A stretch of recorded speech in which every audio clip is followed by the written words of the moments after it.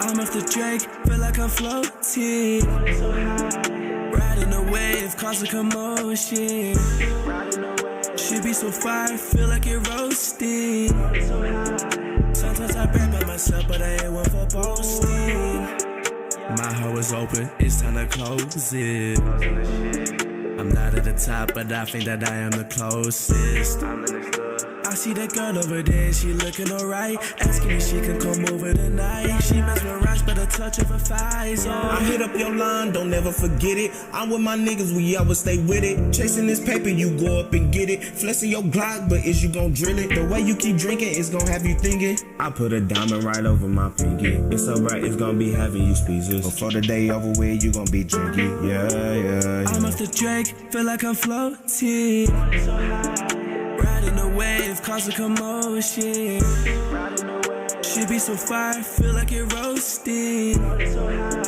Sometimes I brag by myself, but I ain't one for boasting. You let me feel it. Don't try to start something that you can't finish. I rub on your back and I rub on your melons. Too much to tell, y'all niggas be stealing. You sell me your cat, I tell you delete it. You drinking too much, so you started tweaking. I'm floating so high, feeling like I'm on Venice. You getting too fast, so I started bleeding. Eating leftovers, I tell you to hit it. We playing tag, I tell you to be it. Can't even find me, look underneath it. You show me your scar, I said that's where you heal it. I ain't stupid, I tell you to get back, but I'm in my zone, I'm getting my get back. We all in the streets, but that's where we speak at. I seen a raccoon, I know that you seen that, yeah.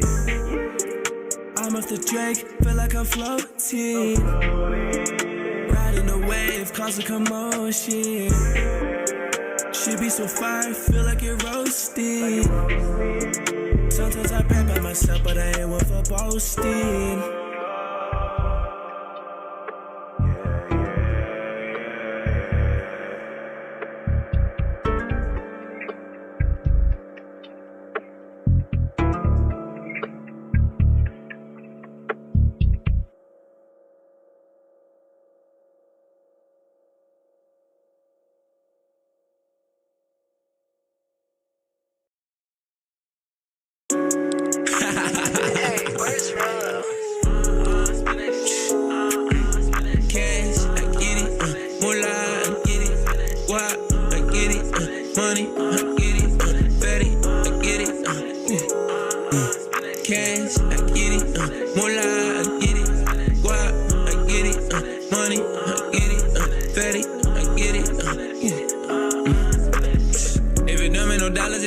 I was serving a dope, had to stack it and flew. I be counting new money, shit die in my hands. My name not go bang, but I stay with them bands. RTR, bitch, I'm on the road. Every show, every ticket be sold. I'm getting litty on stage with the bros. Just like Ronaldo, I'm making my goal. Put that shit on my mama. Bank account full of them commas. I'm no longer stressing the drama. I black out on beats like Wakanda. I'm fucking the world with no condom. I bought like 20 for the Mamba. Fucking your bitch on the boat. Shoving my dick in her throat. For the bread I do the most. We get money coast to coast. Then I disappear like ghosts. Gotta go hard for my kids and my wifey. I know they pussy ass nigga don't like me. I get to the check like a motherfucking Nike. The best to ever do it, nigga, I might be. Free to slime. Cash, I get it. Moolah, I get it. Guap, I get it. Money, I get it. Fatty, I get it. Cash, I get it. Moolah, I get it. Guap, I get it. Money, I get it. Fatty, I get it.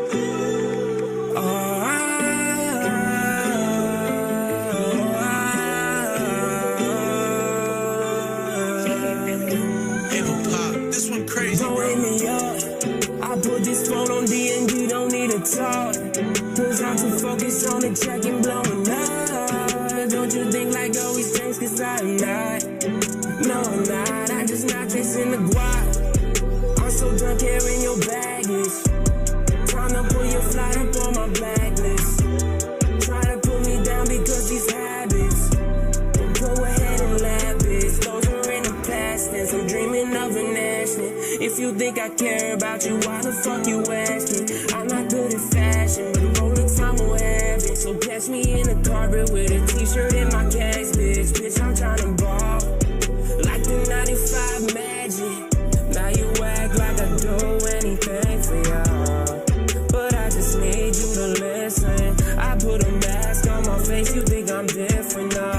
still the same me. Can't ever change these intrusive thoughts, but they be better if you pay me. I keep my circle small so people won't betray me. And damn it, I was focused on you till raining. I'm 25, but shit, I dream like I was 15. Don't care for whack opinions, hatred, what your bitch thinks.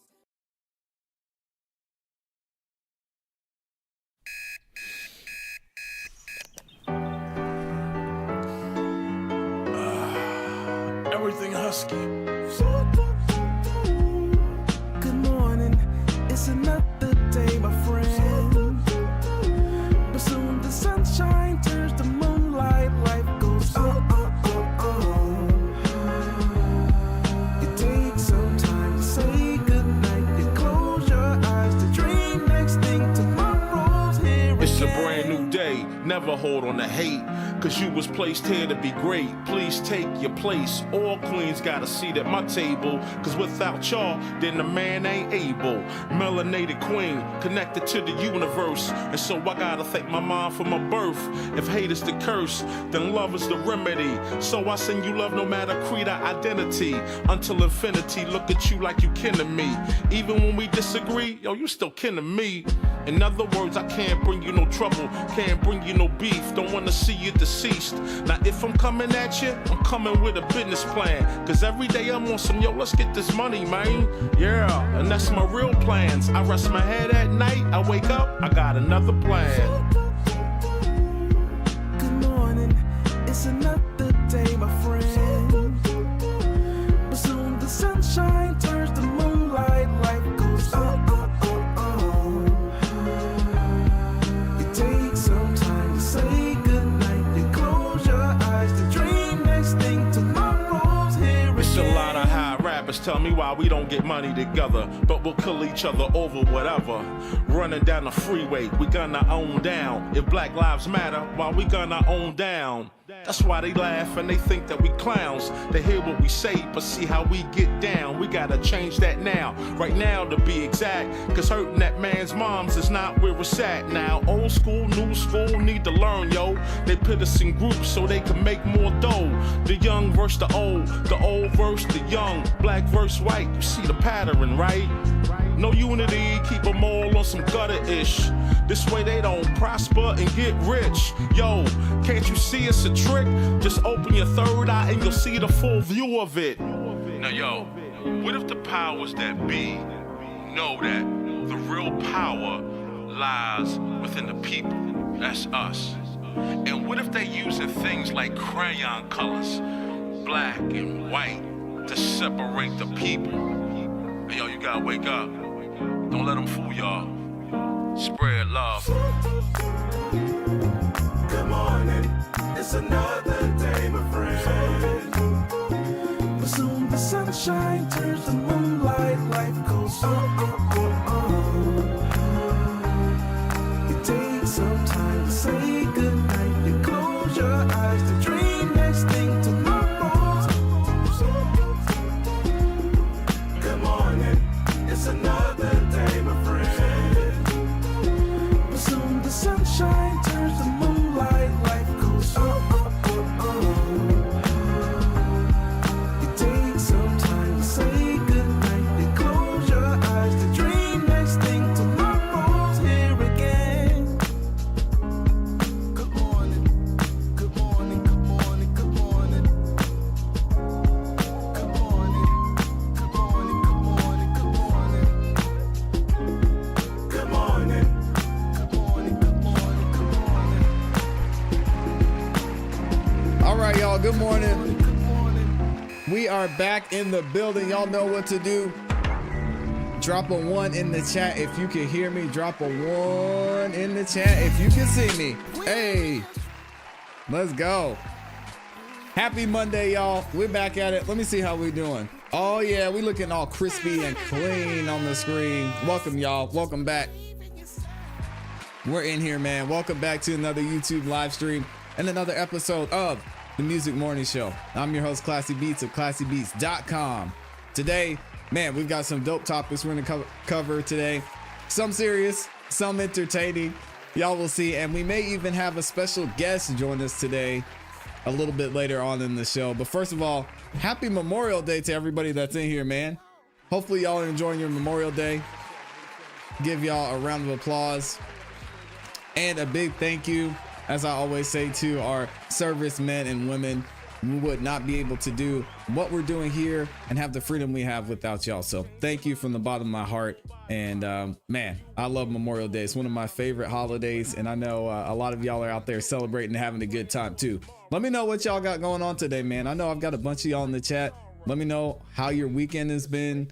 Did you guys do anything special? Are you traveling? Because some of y'all I know are getting an extra day today. Let me know what's up. Let me say what's up to everybody who's in the chat so far, though. We got Floyd, the real deal, Neil in the building. What's up, man? He says good morning, family. Javier LaFleur's in here too. Shout out to him. I'm Nico joining us on the morning show today. What's up, man? Good to see you. And then we've got Hollywood Co's up in here too. DJ Snoopoo is in the building. Good to see you, man. Good to see y'all up in here. All right, we're gonna go ahead and get into it. I know I started a little bit late, and we got the topic we're covering second today, which is going to be the April Lampros case, which is filed against Diddy. We got a lot of information on that one. I think you guys will be interested to see how this complaint was structured and hear some of the background of the story of what happened back in 1995. It's wild out here, man. Also, we're going to talk about Lizzo and what she's got going on. Looks like Lizzo might have some beef with South Park. Oh, man. If y'all haven't seen this yet, it's absolutely hilarious. But before I get into it, y'all know we've got a couple of announcements we have to get to. First off, it is Monday. You'll know we take no days off here. Tonight, 8 p.m. Eastern Standard Time, we have another episode of the Song of the Night Live. We're giving away $100 and the brand new Shure 55 SH microphone. All right, so if y'all want an opportunity to not only win $100, a new microphone, and 2 door prizes tonight, make sure you tune in tonight, 8 p.m. Eastern Standard Time, and invite your family, your friends, and your fans to the show so they can vote for your song to make it onto the top 20 charts that we'll be posting on Wednesday. It's always a good time on the show. We always hear a lot of dope music. We have fun with interacting with y'all in the chat too. And I want to give a congratulations to Jay Logan as well. He's made it back into the show, absolutely shut it down on Friday. He actually submitted that song in the clutch too. He was either the second to the last or the last song that we played, and he ended up winning the whole thing. So big congratulations and shout out to him. Let me see what y'all are saying in the chat. Nico said, what it do? Good to see you, man. Who else? Floyd, the real deal. Neil says he's getting to it, ready for a good show. Yeah, you know we're gonna keep y'all informed and entertained. Floyd said he was the last one to get into the show. That's crazy, man. That's crazy. Oh, and today is the 100th episode this year. Sheesh. We're on episode 100 today, y'all. I guess we need to celebrate 100 episodes this year. That is absolutely insane. I can't believe it's been 100 episodes already, but shout out to everybody who's been through all 100 episodes. I know we've made a lot of changes and the show has adjusted. Y'all have been here to continue to support and just interact with the show too. So it means a lot to me and I appreciate y'all as well. Floyd said he was the last one. Talk about out of time. Yeah, he was the very last submission and he brought it home. That song was very well done. All right, look, so let me go ahead and make sure we're all good to go. We're going to get into our first topic here in a second, and then we'll get into the big topic, which is this April Lampros lawsuit, which is crazy. The more and more I read into it, the more I hear about it, y'all. It's wild out here. Hollywood Coast said that song was fire. Yeah, Jay Logan, he's a very professional artist for sure. He always does a good job. All right, let me go ahead and mute this and we'll get into it. Okay, now this one, I gotta take a sip of water before we get into this one. This story is absolutely hilarious. So I'm gonna try and keep it together.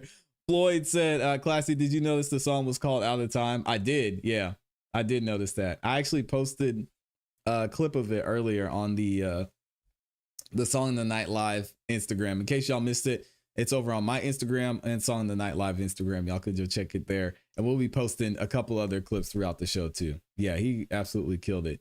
I'm gonna try and keep it together on this topic, y'all. And not to go too far into the weeds with this one. Hollywood Co's already talking about it in the chat, but recently South Park actually released a entire special that they're doing focusing on weight loss and the weight loss community, specifically behind celebrities and the whole Ozempic, I guess you could call it, controversy. Anyway, one of the celebrities that got targeted during some of their recent episodes was Lizzo. And shout out to South Park. They did an amazing job, as they always do, not only poking fun at some of the situations that are going on, but taking some shots at Lizzo as well. Now, Lizzo saw the episode, which we're going to play here in a second, and she responded. And shout out to Lizzo for even responding to this and made for good content. And as always, she took the opportunity to get a little shine out of it too. So y'all check this out. Guys, my worst fear has been actualized. I've been referenced in a South Park episode. I'm so scared. I'm gonna blind duet to it right now. Oh my gosh. Here we go. I was telling you, Sheila, these new drugs are pretty amazing. I was feeling so ashamed of myself, watching Randy go out and exercise all the time and not eating as much. But that's crazy. The same kind of willpower he has. Which of the drugs are you on, Sharon? Ozempic, Mounjaro? Oh no, I talked to my doctor. He said insurance would only pay for those if I had diabetes. But if you can't afford them, then how are you managing your weight? Don't you know, Sheila? Oh, here we go. A whole new obesity drug for those of us who can't afford Ozempic and Mounjaro. I've controlled all my cravings to be thinner with Lizzo.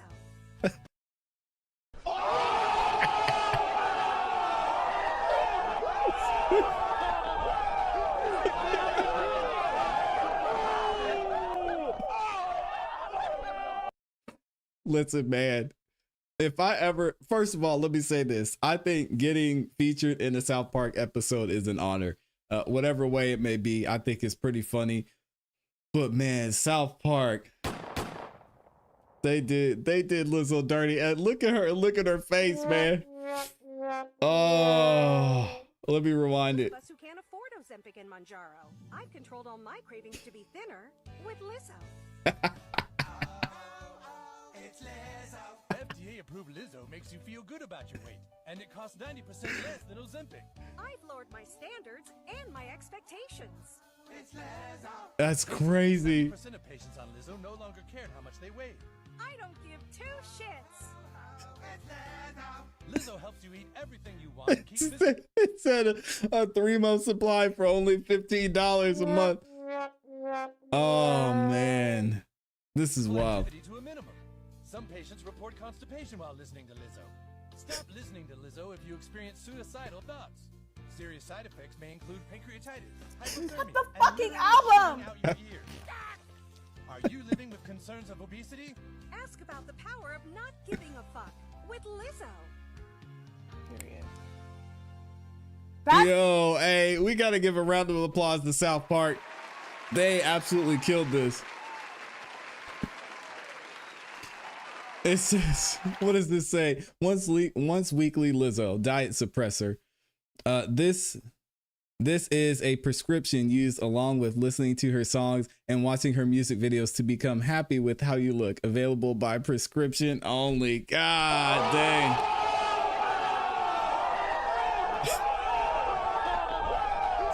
All right, now obviously Lizzo had to respond to this. Listen to what she said here. With Lizzo. That's crazy. That's crazy. I just feel like, damn, I'm really that bitch. I'm really that bitch. I really showed the world how to love yourself and not give a fuck, to the point where these men in Colorado know who the fuck I am and put it on their cartoon that's been around for 25 years. I'm really that bitch, and I'll show y'all how to not give a fuck, and I'm gonna keep on showing you how to not give a fuck. Oh, oh, oh, Lizzo, bitch. Hey, shout out to Lizzo, man. She definitely was a good sport about it. I thought it was hilarious, man. I would probably react the same way if they made something like that about me. So it was fun.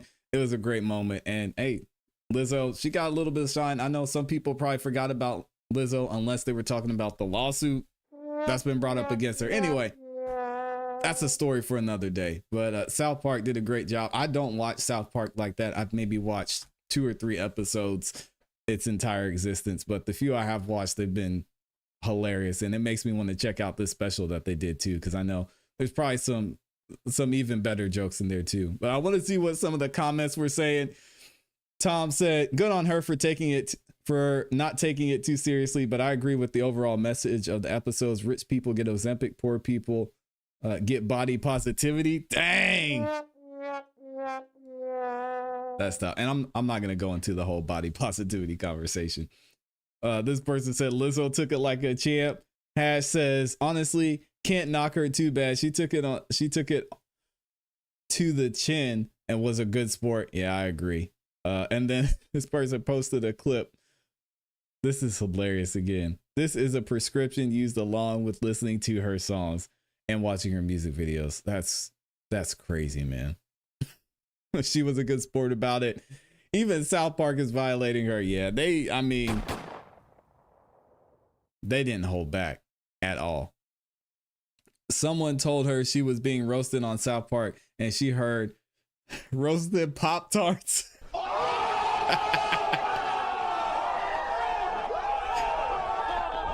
Come on, man.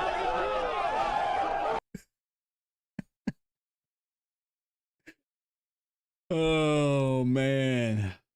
Oh, man. Oh, man. All right. Anyway, that's it for Lizzo. Hollywood Co is in the chat. What do y'all say, man? Hollywood Co said, she reminds me of somebody. I can't put my finger on it. Lizzo reminds you of somebody? Yeah, I have no idea who that would be. Oh, man. Y'all tell me, let me know what you think about that one in the chat. That I thought it was absolutely hilarious. Javier LaFleur said, that was too funny. Floyd, the real deal Neil said, got a whole theme song. And then Lizzo put her spin on it too. Yeah, there he goes. He says, oh, Liz. Jeez, Hollywood Co said she took it like a champ. Look at her face. Yeah, that was funny. Hey, there's nothing wrong with being trolled, man. I think it's a good opportunity just for you to remember, or people to be reminded of who you are and what you have going on. So shout out to Lizzo for taking advantage. All right, now we're going to go ahead and get into our main event for today. Let me see if Javier said he was going to come up today. Let me see if he's ready and good to go.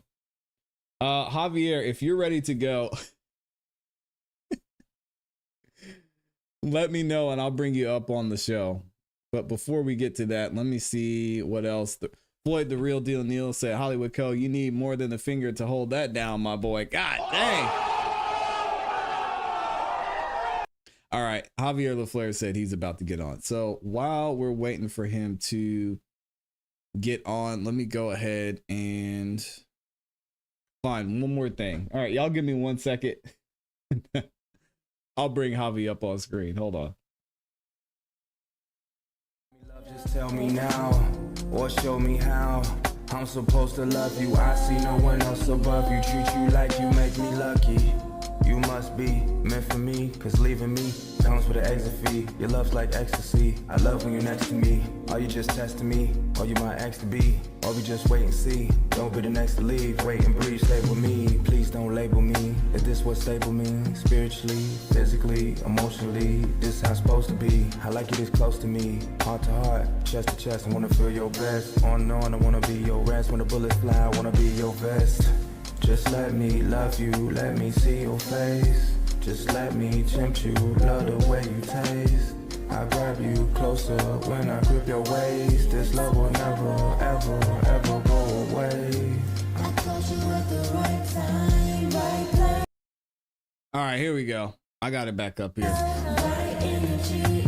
Shout out to Mark of the Prophet and Alexa Ray on that one. All right, so this was an interesting article I saw, and it was posted by XXL. It's been posted a couple of places. So it looks like, man, Drake is still taking shots from this whole beef he had with Kendrick, because recently he released a couple of different songs, and every song he's released since the beef between both of them started, I mean, it's been seeing a ton of backlash. He's been taking shots from the community. He's also seen that most of his music videos, when they're posted on YouTube, have more dislikes than actual likes, which is crazy to see. But I want to read this article to y'all. You guys can let me know what you think about it, if you think the hate is real, or if there's maybe something a little bit more sinister going on behind the scenes.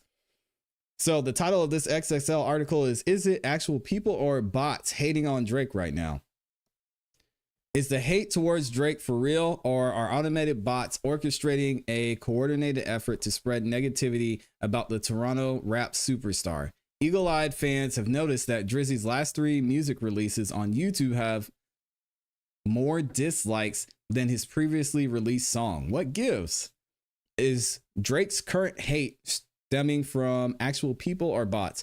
On Sunday, May 26, academics shared on X, formerly known as Twitter, Drake's last 3 music releases on YouTube: Family Matters, The Heart Part 6, and You My Everything. That's the one he did with Sexy Red, his collaborative song with Sexy Red. Interestingly, all 3 of Drizzy's recently released tunes have received more dislikes on the video sharing platform than his previous songs. That's kind of crazy.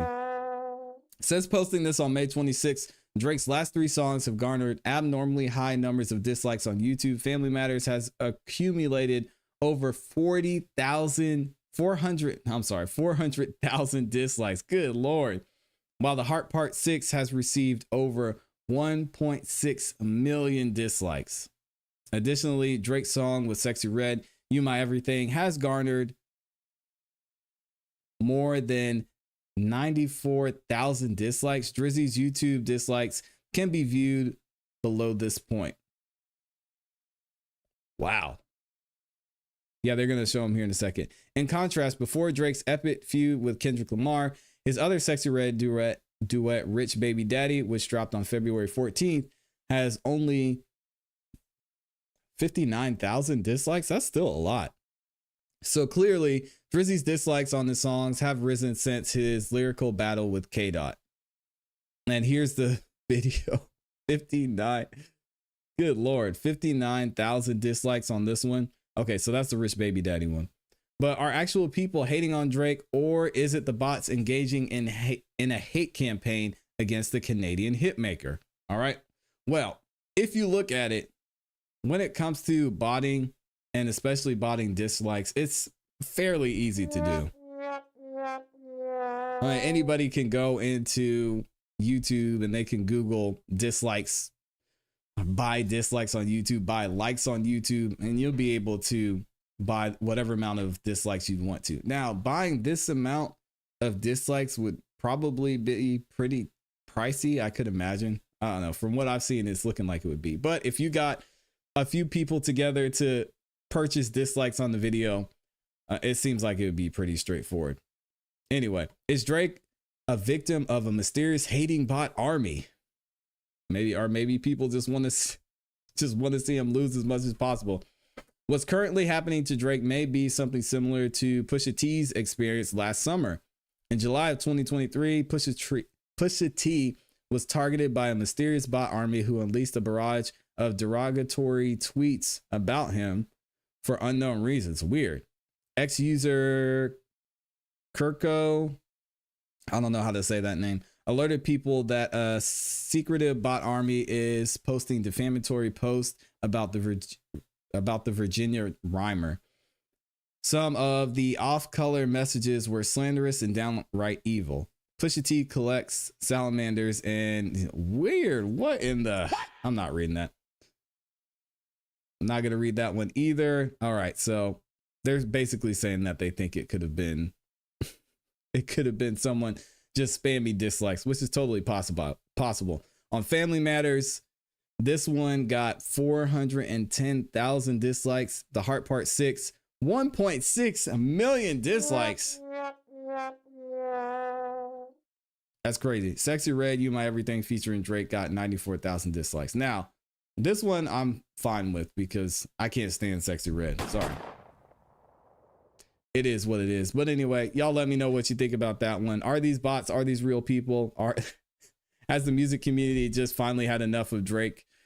Seeming like it might be that way. I don't know. Let me see. Let's see. Javier said, this is Javier. Check to see if I'm in there. Okay, so we might have Javi up here. Let's see if he's good. Yeah, I see him back there. I got you, man. So let me set everything up here real quick and we should be good to go.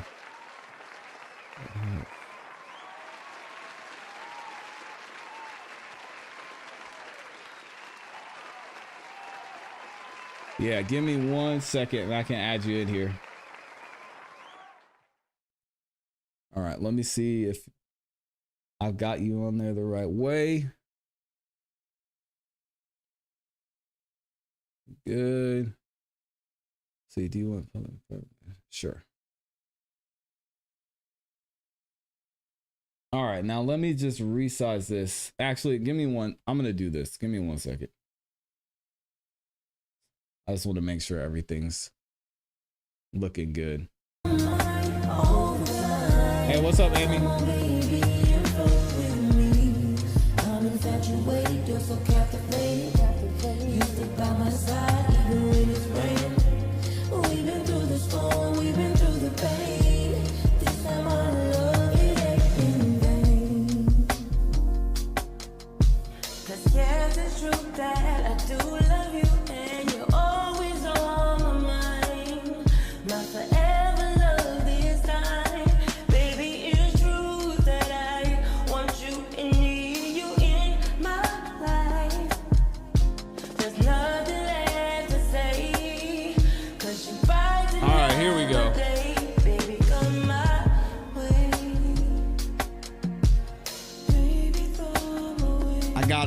I got him. All right, Javi, I know you can hear me, but I want to make sure that you can at least see everything. Hold on. Let me do this. I'll start my virtual camera so you should be able to hear. Can you hear the sound effects and everything too?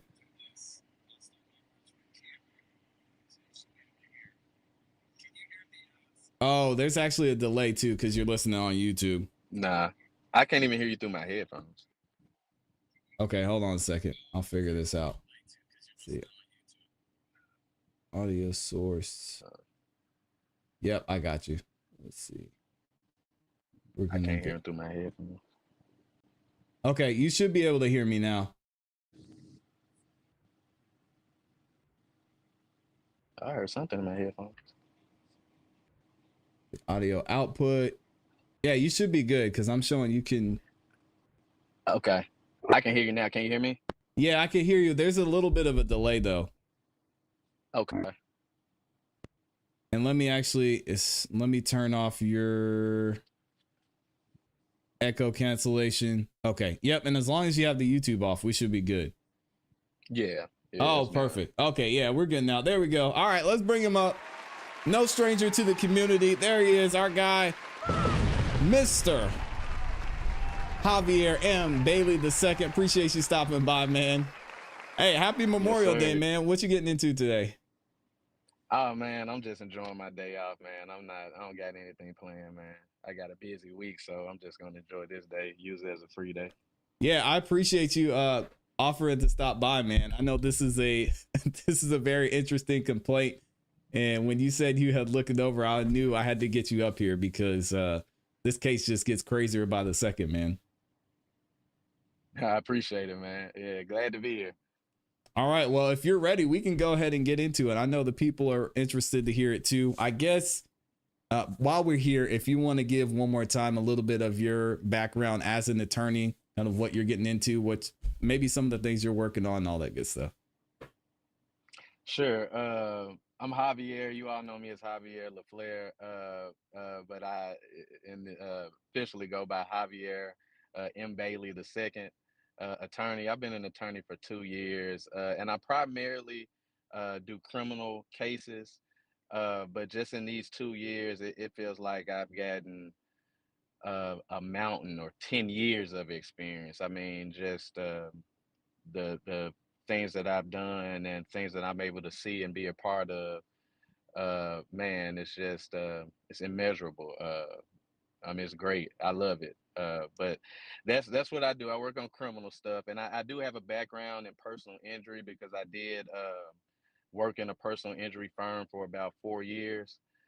So the civil suits that we're talking about today, I have some experience in as well. Yeah. So when you got a first look at this case, or when you heard about this case, what was your first impression of this entire situation? Well, when I read the complaint and looked at the allegations, I first thought that it had teeth. I thought that her allegations had teeth. And it is now it's hard, especially since that Cassie video came out. It's hard to I mean, Diddy is basically guilty in the court of public opinion. So it's hard to, uh, because Cassie's allegations, with the video coming out, had a lot of weight to it now, Mm-hmm. or where the allegations had a lot of accuracy to it. It's it's kind of hard to give him the benefit of the doubt in a lot of these new allegations, and especially in this lawsuit in particular. She's able to provide pictures of them being together. Yeah. She's able to show pictures of the invitations and gifts that he sent her, try to coerce her to come back. So it does have teeth, and it also has teeth criminally also.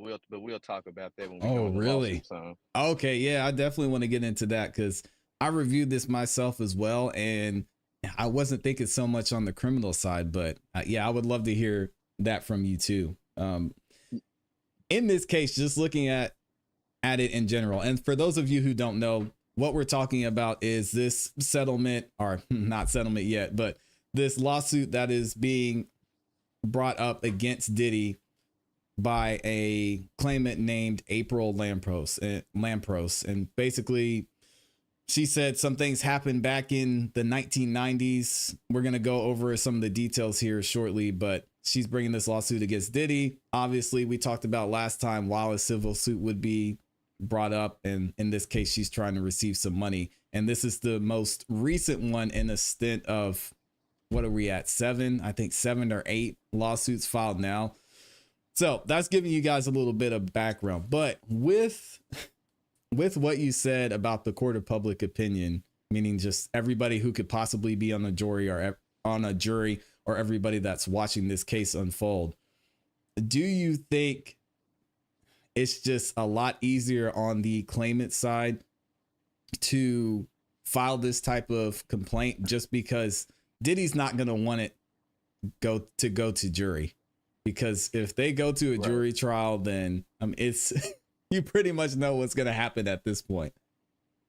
Right. And also the process before jury. I was just telling one of my friends that, he has an interest in settling these suits because, especially if he believes that there's accuracy to any of these allegations, then he could end up being in depositions. And that's part of the discovery process. Well, he'll be on video and they'll ask him questions, and he slips up and says the wrong things. Those type of things stick because it's under oath. Right. And that could be very damaging and to his reputation and embarrassing also. Wow.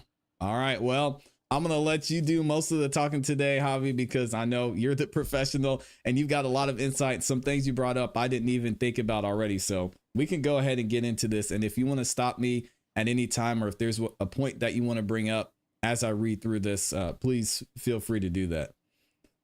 Okay, gotcha. All right, so y'all let me know in the chat if you can see this pretty clear. If not, there's another, let me see. There's another view that I can switch to. But let's go ahead and get this started. All right, so this is being filed, it looks like, in New York. The Supreme Court of the state of New York, County of New York. April Lampros is the plaintiff versus, here we go, getting started already, Sean Combs, Bad Boy Records, Arista Records, a subsidiary of Sony Music Entertainment. Oh, man, oh, man. Oh, and ClassE, I got to say this. Scroll to the bottom of the complaint and check out the attorney who filed the lawsuit. Oh, we already know. It's our guy, Tyrone Blackburn, a.k.a. Mr. Get a Bag, man. I think we lost Javier for a second. He probably got a phone call.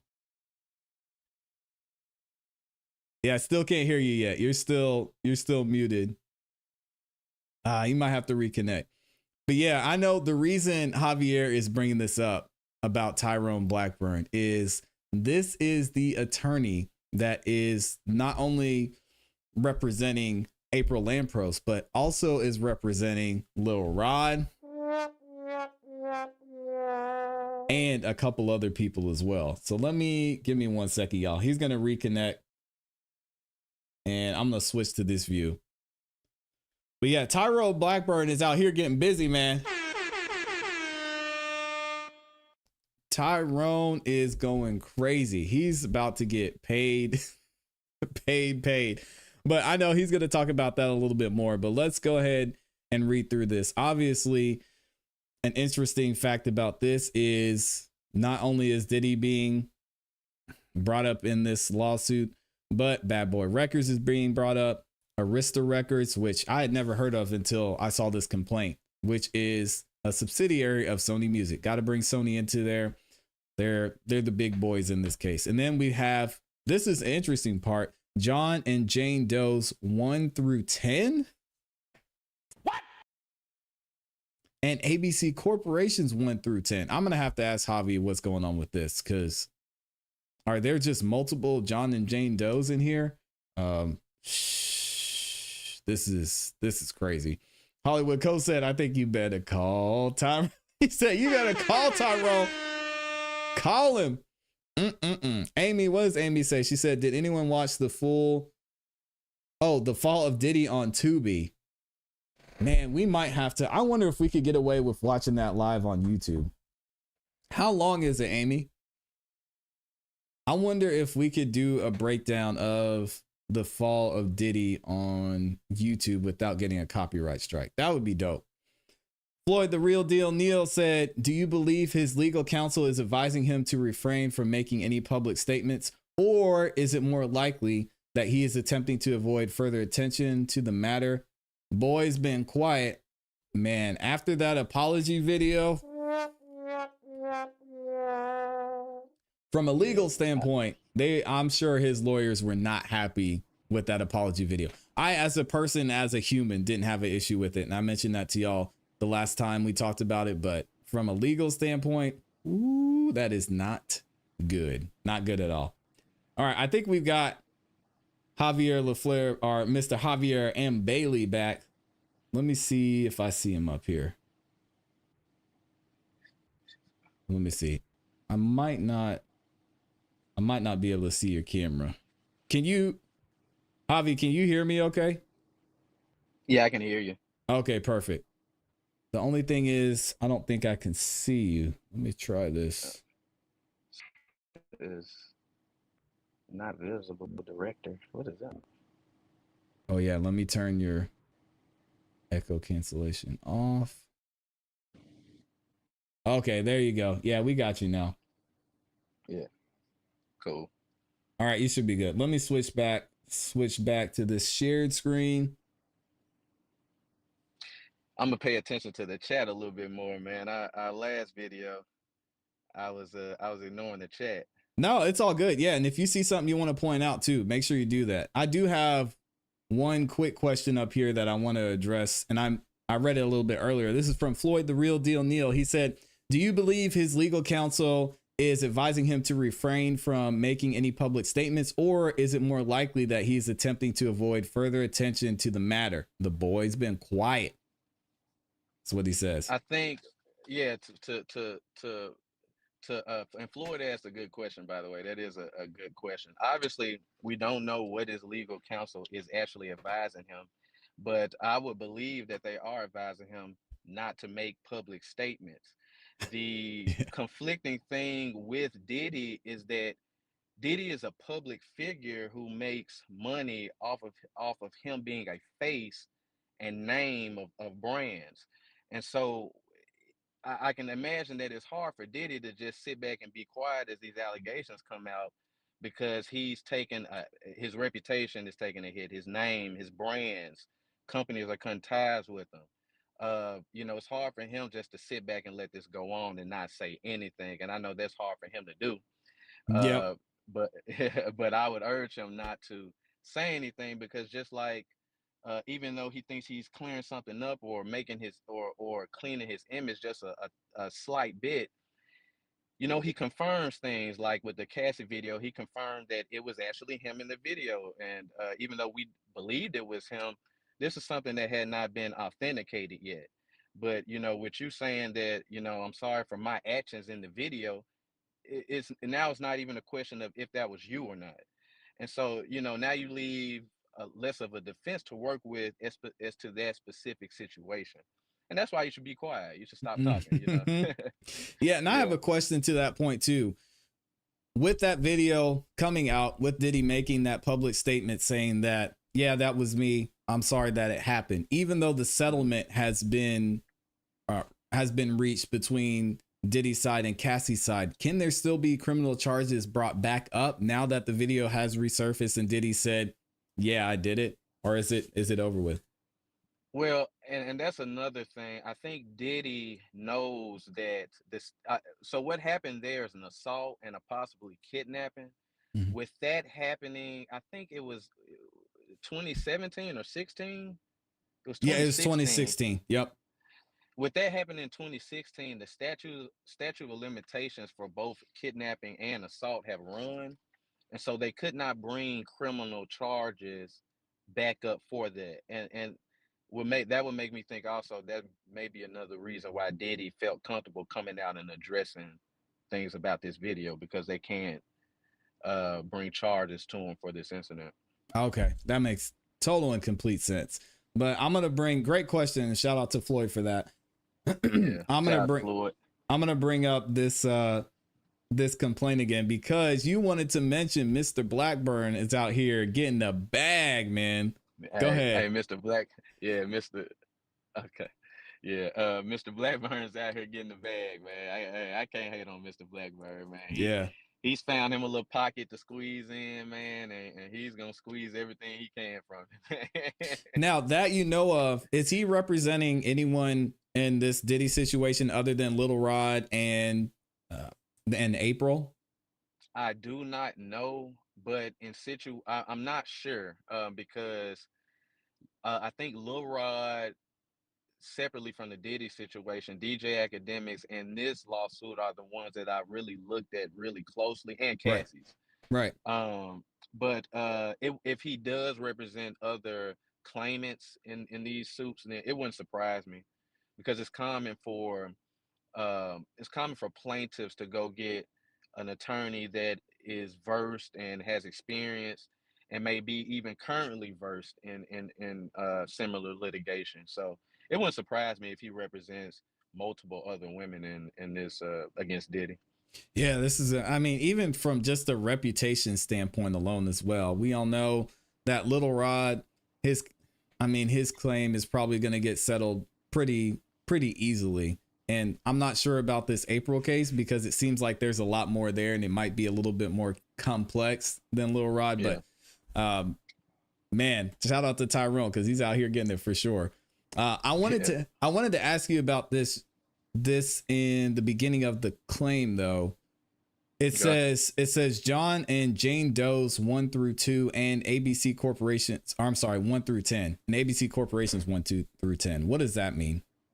So the John Doe's 1 through 10, that is specifically listed as potential personnel or employees of Sean Diddy Combs, of Arista Records, of Bad Boy Records, of Sony Music Entertainment.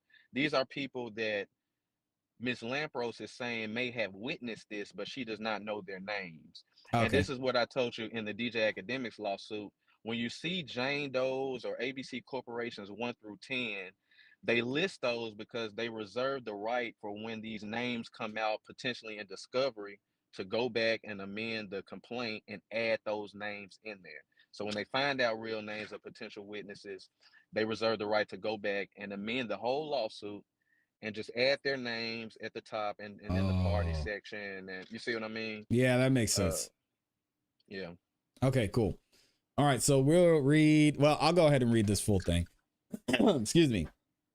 You are at this moment summoned to answer the complaint in this action and serve a copy of your answer, or if the complaint is not served with this summons, to serve a notice of appearance on the plaintiff's attorney within 20 days after the service of this summons. Right, so time frame there, right? Exclusive on the day of service or within 30 days. Okay, we're good. We're good there. So let's keep it moving. Here's the introduction. Here's the juicy part. Again, shout out to Mr. Tyrone Blackburn over there. All right, y'all ready? This is about to get wild. Plaintiff Lampros, we're going to call her April from now on, brings this action seeking injunctive, declaratory, and monetary relief against defendants in violation of the Victims of Gender Motivated Violence Protection Law, Gender Motivated Violence Act, NYC Admin Code. Okay, and then that reads, now is this the act that ended in December, if I'm right? No.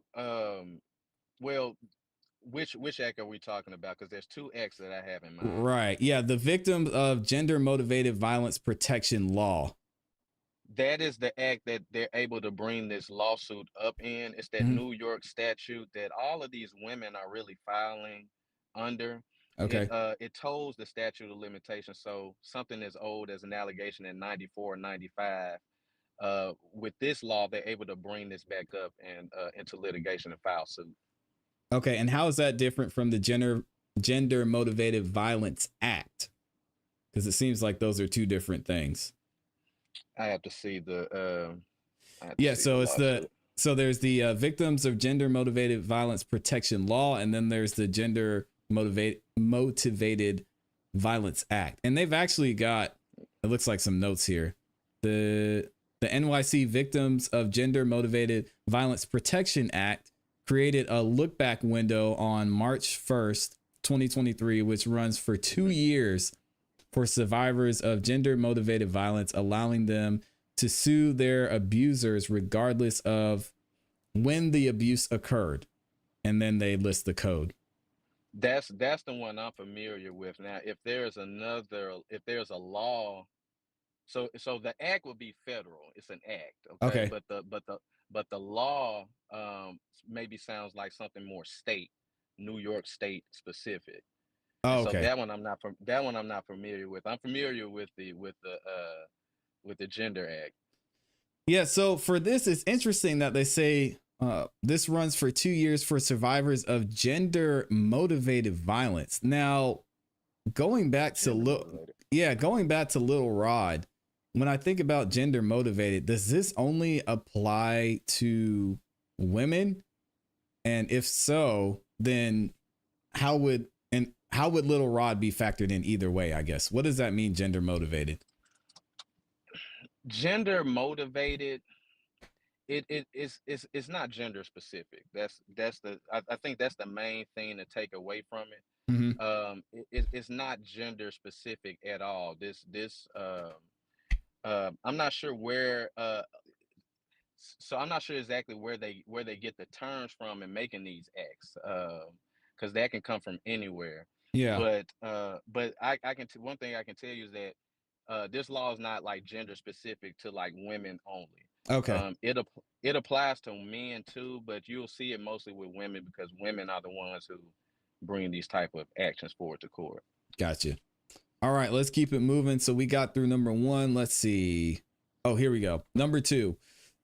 This cause of action is timely under the Victims of Gender Motivated Violence Protection Law, Gender Motivated Violence Act, and then they have the code here because it arises out of conduct perpetrated against the plaintiff, or April, we should say, who was the statutory age or older at the time of the conduct, which constitutes multiple offenses, we'll say sexual offenses, as defined in Article 130 of the New York Penal Law.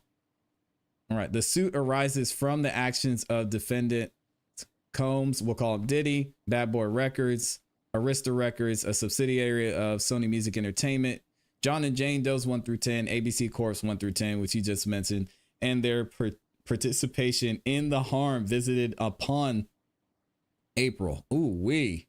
So they're trying to get everybody here, man. April is a Caucasian female. Uh-oh. Oh, man. Y'all know that's not good. We're only in paragraph 4. That's not good. And a United States citizen who was at all relevant times relevant to the action as resident of and domicile in the state of New York. Diddy is a United States citizen and was at all relevant times resident of and domicile in the state of New York. Upon information and belief, Diddy is currently living in California and Florida. Upon information and belief, Diddy divides his time equally between both states. Okay. Now, why is that important to this case? Or why would they even mention that in the first place? Well, because there's always, so you always want to tell where the parties are domiciled. And domiciled, I remember in the DJ Academics, when we went over that complaint, yeah, they said, I remember you saying you didn't know, you had never seen this word before, mm-hmm. but it was a word domiciliary. Yeah. Yeah, I said, what is that? Yeah, domiciliary and domicile derives from that word. And domicile just means where they reside. It's just a fancy word for where they live. And that's important to establish because there's always an issue of when you have two people from different states suing each other, then there's always a question, well, we're suing one person suing another. There's always the question of, well, which court do we file this in? What state does this get filed in? Okay. And so you establish where the parties are. Let's say Diddy's domiciled in Florida and this young lady is domiciled in New York. There's a question of, should this be filed in Florida or should this be filed in New York? Well, what they'll look at is where a substantial part of the actions arose. So let's say that, let's say 3 out of the 4 of these abuse allegations came out of New York. And just one occurred while we went to Florida one time for a trip. Well, the correct state to file that in would be New York because a substantial part of the action or claim arose in that state. And so that's the whole purpose of them putting where people are from. It's just to show basically where the parties are from, first of all, but that this is the proper court that this should be filed in. Okay. Let's see. She's a female. Let's see. Upon information and belief, Arista Records. Okay, they show all the headquarters of these record companies. So we're gonna skip over that. During the relevant period, defendants John and Jane Doe's 1 through 10 are currently unknown individuals and or employees who aided and or abetted in the commission of conduct complained of herein and or who either acted within the scope of their employment. Man, defendants ratified, embraced, and added to this conduct as parties engaged in discovery. Plaintiff retains the right to amend the complaint to add these individual employees by name. Now, I don't want to jump ahead, but let me ask you a general question. With these John and Jane Doe's, could it? Yeah, you're good. I'm trying to think of how to phrase this. Could it be possible that it's someone who just saw something or just participated in some of the acts that are being mentioned in this complaint that could be a John or Jane Doe too? Or is it someone who actually would have had to have done something to her? I mean, what are the factors here as to why they would be brought up? Well, it could be a participant, someone who she just at the time didn't know their name. It could be a witness who saw something. Oh, okay. Might you know what I mean? It Yeah. doesn't have to be an active participant, but they throw the John Doe 1 through 10 in there just to reserve the right to change the lawsuit later if we find out who the real names of these people. And that's what it's for. That's the purpose it serves. Okay. Interesting. All right, let's keep it moving then. We've got, let's see. So the John Jane Does, and then it would be the same thing for ABC corporations, I'm guessing. So we'll skip that. Same thing. Yeah. All right, so we've got jurisdiction and venue. The court has personal jurisdiction over the defendant under and consistent with the constitutional requirements of due process, in that the defendant acting directly or through his agents or apparent agents committed one or more of the following: the transaction of any business within the state, the making of any contact within the state, the commission of a tortuous act. Don't know what that means, but I read it, so shout out to me, within the district, and the ownership, use, or possession of any real estate in the state. So I'm guessing this is basically saying this is again why we're able to file this in the first place. That's correct. It's the jurisdiction and venue is the shortest part of any lawsuit, but very, very important. It tells you why, yeah, like you said, it tells you why this court is able to hear this, and it tells you jurisdiction means why, just how the court is able to rule over or preside over the case. That's what that means. All right, this is a fun part as well. Summary of factual accusations. Oh man. Upon information and belief, April met Diddy in early 1994. Good Lord, I was 4 years old, y'all. Maybe I could have been 3, depending on when this took place. After the birth of his first son, Justin Dior Combs, who is also in hot water as well. And you know what? Now that I think about it, I think that was the other case that Tyrone is involved in, just because Justin has a case against him as well. And I think that was the one I was thinking of. Anyway, I'll have to go back and look at it. At the time, April was a college student at the Fashion Institute of Technology, studying fashion design and marketing. To impress her, Diddy would often invite her to Bad Boy Records studio in New York City. Oh, Lord, y'all, there's the picture. So if I had to guess, this is her on the right, and then that might be a friend or somebody else on the left. Yeah, I don't know who that is on the left. And it looks like it says at the bottom, it says this is April, Diddy, and a friend in a Bad Boy Studios. So we know friends probably got something to say here soon. So we'll see what happens there. 14. When she met Mr. Combs, or Diddy, April shared with him her dreams of working in the fashion industry, and Diddy promised to mentor her and help her by introducing her to music and fashion industry executives, as well as assisting her with finding work. All right. Diddy love bombed her. Oh, Lord. What? He showered her with gifts and flowers, as evidenced by one of these cards that accompanied the flower that Diddy sent April for Valentine's Day in 1994, right after his son was born too. Come on, Diddy. Diddy went so far as to invite April to his first Father's Day celebration. The invitation to that event is below. Y'all look at this. Here it goes. There's this is wild, man. Dear friends, on June 19th, 1994, Bad Boy Entertainment would like for you to come and join in the celebration, the original Bad Boy's first Father's Day celebration. For this occasion, there is a dress code. No jeans or sneakers will be permitted. This spectacular event will be held at the Capitol. Okay, we're good there. The event will begin approximately at this time. So Diddy went all out, man, and he made sure that April got an invitation, which is wild to me. He did, and she kept these invitations for 30 years. So obviously these were special to her in some way. And and I believe she's married, has a husband. I don't know if she has kids or not, but can you imagine, man? I know he had to have seen these the pictures and the invitation. I mean, what would you be thinking as her husband seeing this stuff, man? It's like, hey, man, you still got that Diddy stuff over there? I mean, now I'd be kind of glad she didn't throw it out because it could be a payday coming. You know what I mean? That's true. That's true. So he might let it go now. Yeah.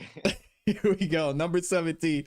A month after the Father's Day event, Mr. Combs invited April to an exclusive bad boy party. Okay, so this is a separate party with performances by Usher, Craig Mack, and the notorious Rest in Peace B.I.G.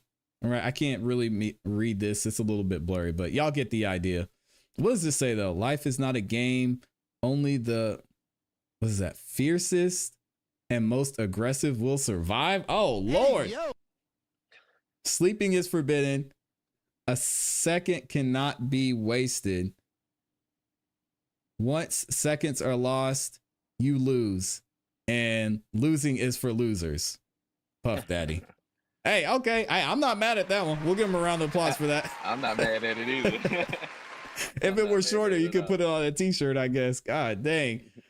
18. Upon information and belief, what Diddy displayed as kind gestures quickly manifested into an aggressive, coercive, and abusive relationship based on sex. Oh, Lord. So this looks like almost the same instance. All right, we'll get into it. These acts are not isolated to the state of New York, as Diddy would fly April to Atlanta to see him, where they would spend time together. April would also fly to Miami to see Diddy at his home. Now, when it comes to, I know we talk a lot in these cases about trafficking, Javier LaFleur, if she's able to show I know trafficking, one of the bases is if you're traveling from either a state to state, or in some cases, I guess, a country to country. In what cases would them mentioning that he would fly her from New York to Atlanta to Miami be of importance?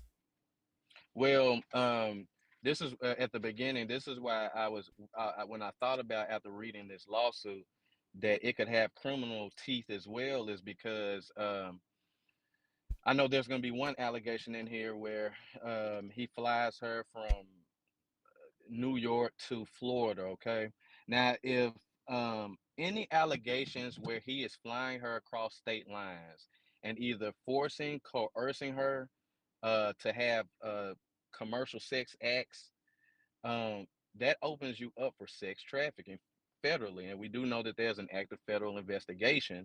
There hasn't been any charges, but yeah, these civil lawsuits just give the feds so much to follow up on and look into, especially when it comes to sex trafficking.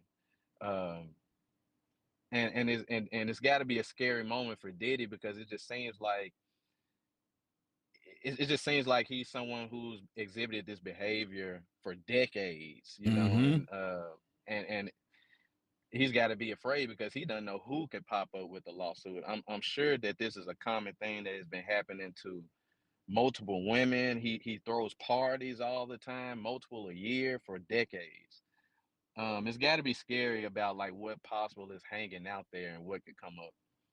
Yeah, and it seems like when it comes to sex trafficking, and correct me if I'm wrong, it could be as simple as, in this case, right? A celebrity wanted to fly a girl out, and she flies out, she comes back, it's in another state, and then she feels weird about it. Then she files something and says, well, I didn't really want to go, but I'm in X industry and I felt pressured, like I needed to go, because if I didn't, then I wouldn't be able to move forward in my career. And this was a big opportunity. And then I did some things I didn't like while I was there. And now, is that sex trafficking? Or would you need a little bit more there? I think you would need a little bit more. You would need a little bit more there. Okay. Especially if you fly somebody out for what I would think would be a consensual one-on-one sexual encounter. I think that would be different. That it'll be slightly different, but there's a little bit missing there. You're missing a force factor, either coercion factor, persuasion factor. You need those type of things to make it sex trafficking. Okay, so there would need to be some pressure, maybe in the DMs, a back and forth of, I don't really want to go. It'll be fine. You could come. We'll do whatever you want to. And then that maybe. Now that could really sink the teeth in a charge like that. Jeez. But if you got DMs and she's willing to come, and even if y'all discuss like what you all might do, I mean, she has a way harder time of getting, charges brought against you, when it seems like she, went along with this and it was possibly consensual. She just comes back and says, "Oh, I don't remember what happened, and I wasn't going along for this." Dang. Yeah, so man, those messages, I always try to establish something in writing nowadays. That'll be text. Keep your Absolutely. text. Yeah, keep your text when you meet with these women. Yeah, and Amy brought something up in the chat too. I want to read. She says, as the plot thickens, I see 3 ways all this can play out. 1, Diddy deals with this with the power he holds and walks free. 2, Diddy goes down and takes others down with him. 3, they Epstein him. Oh man. Yeah, That's tough. Shout out to Amy. Man, I would advise Diddy, man, let's put together a money pot and let's settle each case. Let's evaluate each one and see, what potential plaintiff would take, and let's do it like that, because I'm telling you, he does not want to drag these lawsuits out and get dragged into a deposition where he has to explain this stuff, because it will not look good for Diddy. That'll be the point of no return, and he don't want to make another. He's already in hot fire, but you want to turn around while you can. You don't want to make the mistake like you did with Cassie and not settle before she filed. Now you're in hot water. So when you say money pot, I'm just gonna guess with my layman's mind what that means. Would that mean that you say, all right, Diddy, you as his defense attorney, you say, all right, Diddy, let's get 100 million. You just sold Revolt. Let's put in this pot. We're going to reach out to Tyrone and we're going to say, hey, Tyrone, we got 100 million here. You tell your people, whoever you've got that has a case, they want a piece of this 100 mil. We need to go ahead and deal with it now. Is that how it goes? Or is it something a little bit different? Yeah. So I would, Diddy's also, he's obviously a guy of vast wealth. So, he does have this type of money. I would start low. I would say, hey, let's put together a $5 million pot. Let's line up these lawsuits. Let's talk to the attorneys, Blackburn or whoever these attorneys are. Let's see what they would take. But I would tell them, I would say, hey, my client has $5 million. That's all he has. It's not going to get any more than this. I would say, let's see, what slice of the pie or what size of the slice of pie that you all get from this $5 million. I would try to cap it so they won't, try to take it to trial or start asking for an astronomical settlement figure. Now, as speaking from Tyrone Blackburn's point of view, if it's a significant amount of money, is there an incentive for you to take that and then stop any further litigation against Diddy? Or, would it just kind of be, okay, we'll take this now for these cases, and if something else comes up, hey, I'm back at your neck. That it's the second one, Tyrone. Oh man.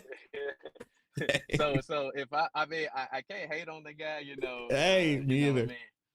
He's gonna get multiple ways, he's gonna be at multiple doors, to get in the same room, and he's gonna come to reach one of them. Yeah. But to answer your question, let's say Miss Lampros accepted a settlement for Diddy. Mr. Blackburn is the lawyer on it. This would just close Miss Lampros's case. Any active case that Mr. Blackburn has is still active. It doesn't make all of his cases go away. Wow. So he would have to settle hers and the other ones that Mr. Blackburn is on. Yeah, he needs to get that. He needs to go ahead and hand Tyrone a blank check, man, and say, hey, just let me know when you're done and I'll get back into the country or wherever he's at. I don't know. I think he's in the country, but sheesh, that's tough. Yeah. All right, number 19. Let's see. These acts were not isolated to the state of New York. Okay, we read that. She was in Atlanta, Miami. And here's another picture. It shows, it looks like April. And oh, she was at Diddy's house in Florida. Dang, he had her everywhere. Yeah. And not just her. It looks like there's a couple other people here too.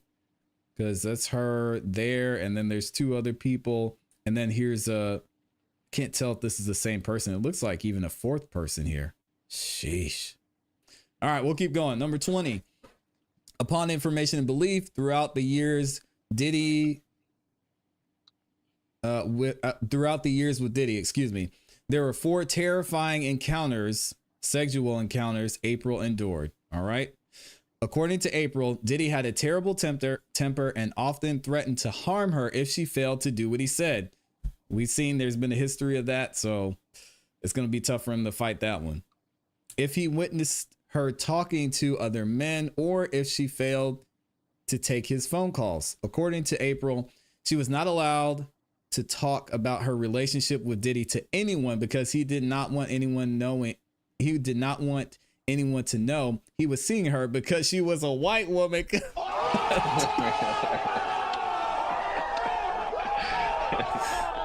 on, man. Oh my gosh.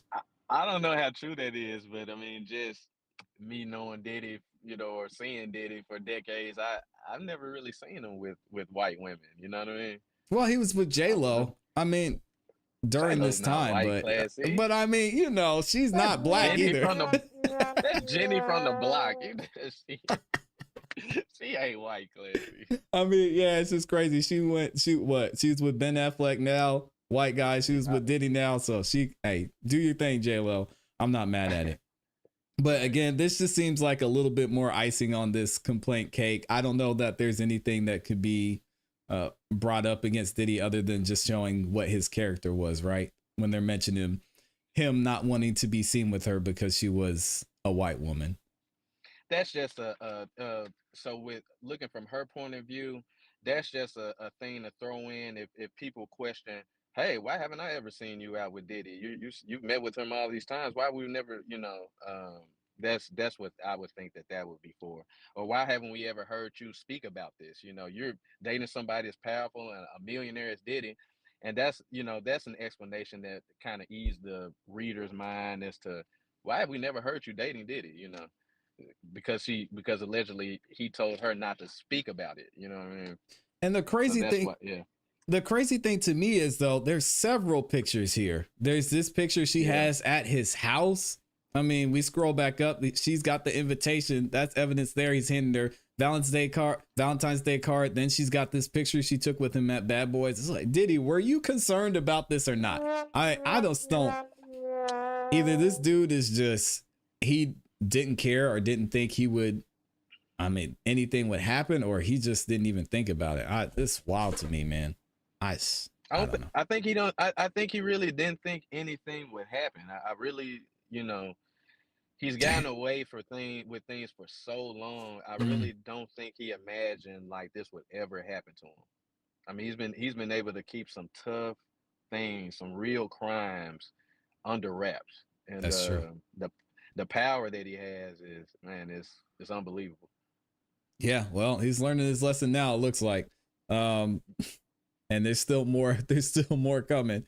Upon information and belief, throughout the years with Diddy, there were 4 terrifying encounters April endured. According to April, Diddy had a terrible temper and often threatened to harm her if she failed to do what he said, if he witnessed her talking to other men, or if she failed to take his phone calls. According to April, she was also not allowed to talk about her relationship with Diddy to anyone because he did not want anyone to know he was seeing her because she was white. All right. So here's the first encounter. Now, y'all make sure you listen to the details of this because it's rough. And to anybody watching, man, I know the kids are out of school and on summer vacation. Y'all get the kids out of here. All right. This is not one for the kids. I'll try and filter it as much as possible. All right. Encounter 1. The horrific encounter occurred in 1995 when April met up with Diddy in south of Houston Street, or Soho, at a bar. She was introduced to a woman named, they haven't put her name in here. Interesting. I wonder why that is. And the group lightly drank throughout the evening. At the time, April was a college student and did not drink any alcohol. Due to Diddy's delusional and violent outburst, she succumbed to pressure and reluctantly drank with Diddy and such and such. Okay, so this is a little confusing here, Javier, and maybe you can help me out. So they're saying that this encounter occurred after she had already had a relationship with Diddy. Is that right? From what you're hearing? Yes, it is Okay. because she met him in '94. Remember, and this is '95. Right. Okay. All right. Just making sure because it's because I don't know. It's all just strange because she already knew how he was and then felt forced to do all this anyway. We'll keep it moving. As they drank, April began to feel uneasy. At this point, she had only had a few sips of one drink. April and the person she was introduced to were guided to a vehicle and left the bar with Diddy. All right. They arrived at the Millennium Hotel. While at the hotel, April continued to feel uneasy. She recalled feeling like the walls were closing in on her. She was laid on the hotel bed where Diddy forced himself on top of her. Now, here we go. Diddy began to kiss April and she turned her head, trying to avoid the interaction. He grabbed her face. Diddy continued to kiss her forcefully. April informed him that she wasn't feeling well, but he ignored her words and continued to take her clothes off. April tried to hold on to her clothing, but she felt weak and powerless in this situation. It seems like this word powerless is being used a lot, not only in this, but even in Cassie's statement when she finally came out and talked about what was seen in the video, she mentioned her feeling powerless. Now, when you hear this as an attorney, is this something that's impactful, or am I looking too much into it? It's some of that fluff I was telling you about in the DJ Academics icing, as you would say, but it means something in their situation because it's a common pattern of these allegations and behavior on Diddy's part. And so when they're saying power, they're really telling you this, that they really feel powerless because at times he gets violent. At times they're saying that they're drugged and they really feel powerless. They don't have any control over what they're doing. It's just putting emphasis on they were taken advantage of and they were helpless while it happened. Wow. Okay. Let's see. She tried. So April informed him that she wasn't feeling well, but he ignored her words and continued to take off her clothing. April tried to hold on to her clothing, but felt weak. But she felt weak and powerless in this situation. April pleaded with Diddy to stop, and he ignored her. April could not process why this was occurring and felt a loss of control. April was being assaulted by Diddy and she soon passed out. Jeez. The next morning, April was woken by the sun peering through the drapes. She had no clothes on, was sore and confused. April quickly got out of bed, clothed herself, and left the hotel room as fast as she could. So, I don't know, something as a defense you would ask is if this was their first encounter. I guess that's going to be important when it comes to the criminal side of things. Yeah, well, when you say first encounter, like the first time that they met or their first sexual encounter? Their first sexual encounter, yeah. Okay. I would ask that. Something kind of tells me that this may not be their first sexual encounter. Yeah. It could be. I'm not sure, so don't take my word on that. But yeah. The reason being, she says when she at the top of the section, I think it's listed as first horrific encounter. Yes, it says first sexual assault encounter. Yeah. Sexual assault encounter, yeah. So they could have had some good times, some good consensual times that went great. But she's just saying the ones where she was sexually assaulted. Okay, so those are going to be completely separate, even if they had some type of sexual relationship before. Right, but that is a good question, ClassE. That is something that I, as a defense attorney defending this lawsuit, that I would want to, I would want to know, and I would know by talking to my client. My client would tell me. Um, Right. but that is something that I would wonder. Are these? Has it been every sexual encounter that this has happened, or have y'all had sexual encounters and you're just saying only these specific incidents this happened? It's a Okay. good question. Yeah, and just I guess my thought would be, what was the nature of their relationship? Would they normally drink and go to a hotel afterwards, and it was normal, and it's just this time it was different? It's just, Yeah. yeah, this whole thing is just strange to me. But we'll keep going. I'll try and keep myself out of it. April quickly got out of bed, put her clothes on, and left the hotel room as fast as she could. Months after the assault, Diddy pursued April. He sent gifts. He sent her gifts, cards, and flowers, and used his power and access to the music industry events to lure April back to him. All right, y'all, this is where it gets wild. April was a hopeful yet naive college student and took Diddy at his word and believed the first assault was a possible mulligan and decided to give him a second chance.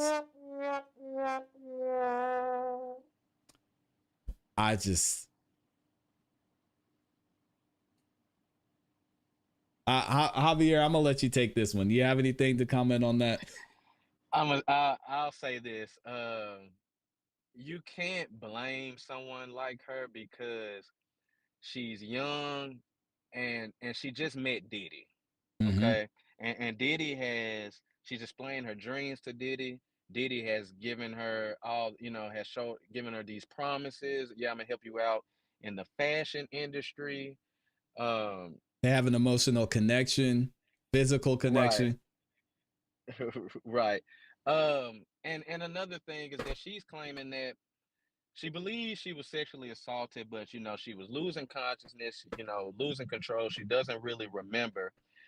So, with her seeing Diddy as possibly being such a benefit to her life potentially, it's understandable for her to be naive and um to overlook that first time. I thought about that and I was like, well, yeah, this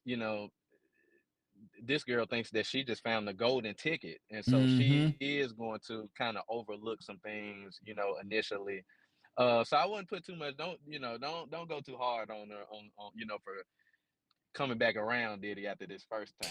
Yeah, and I think I mentioned on the other live stream, it makes sense to me, especially when it's someone at that level. I could understand to see how you're like, well, maybe if I'm going to be at this level or be with somebody who's at this level, this is the way that these are the things I have to deal with.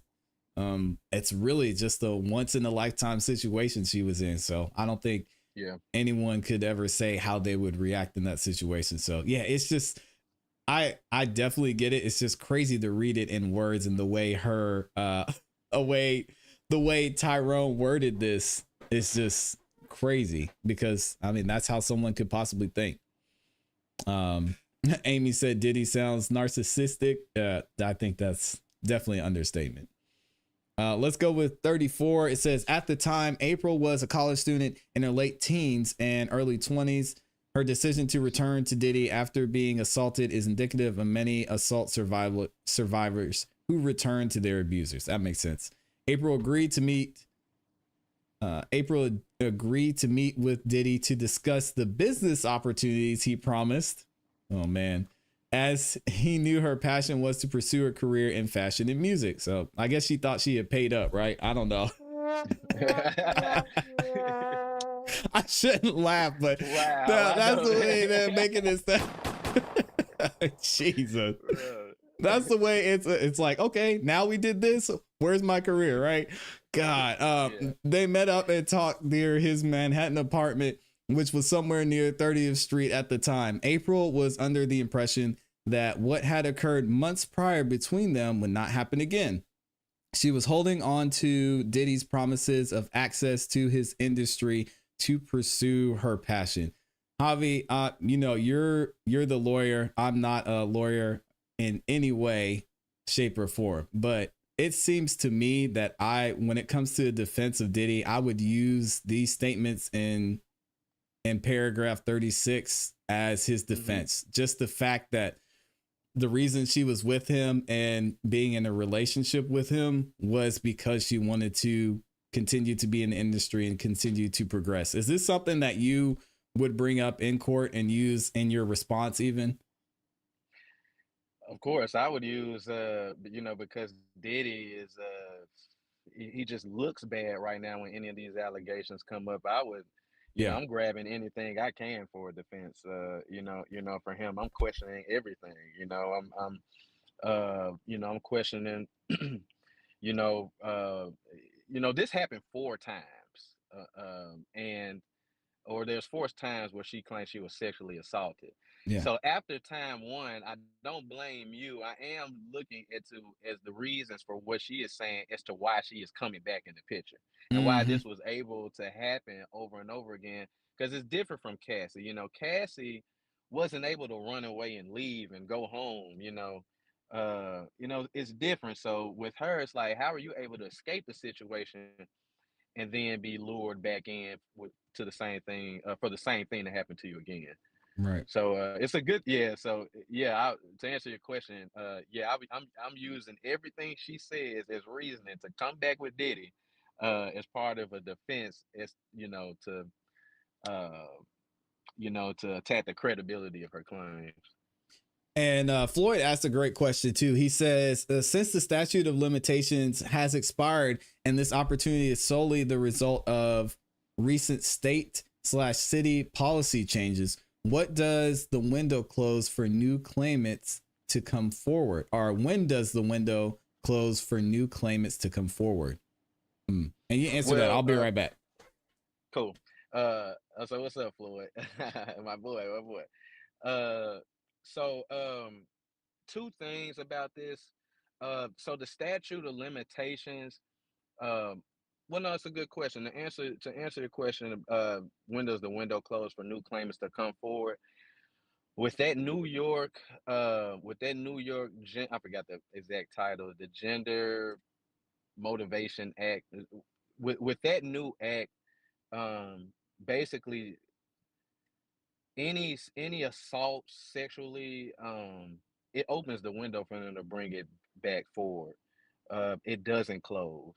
And a lot of people think that this law is not really fair.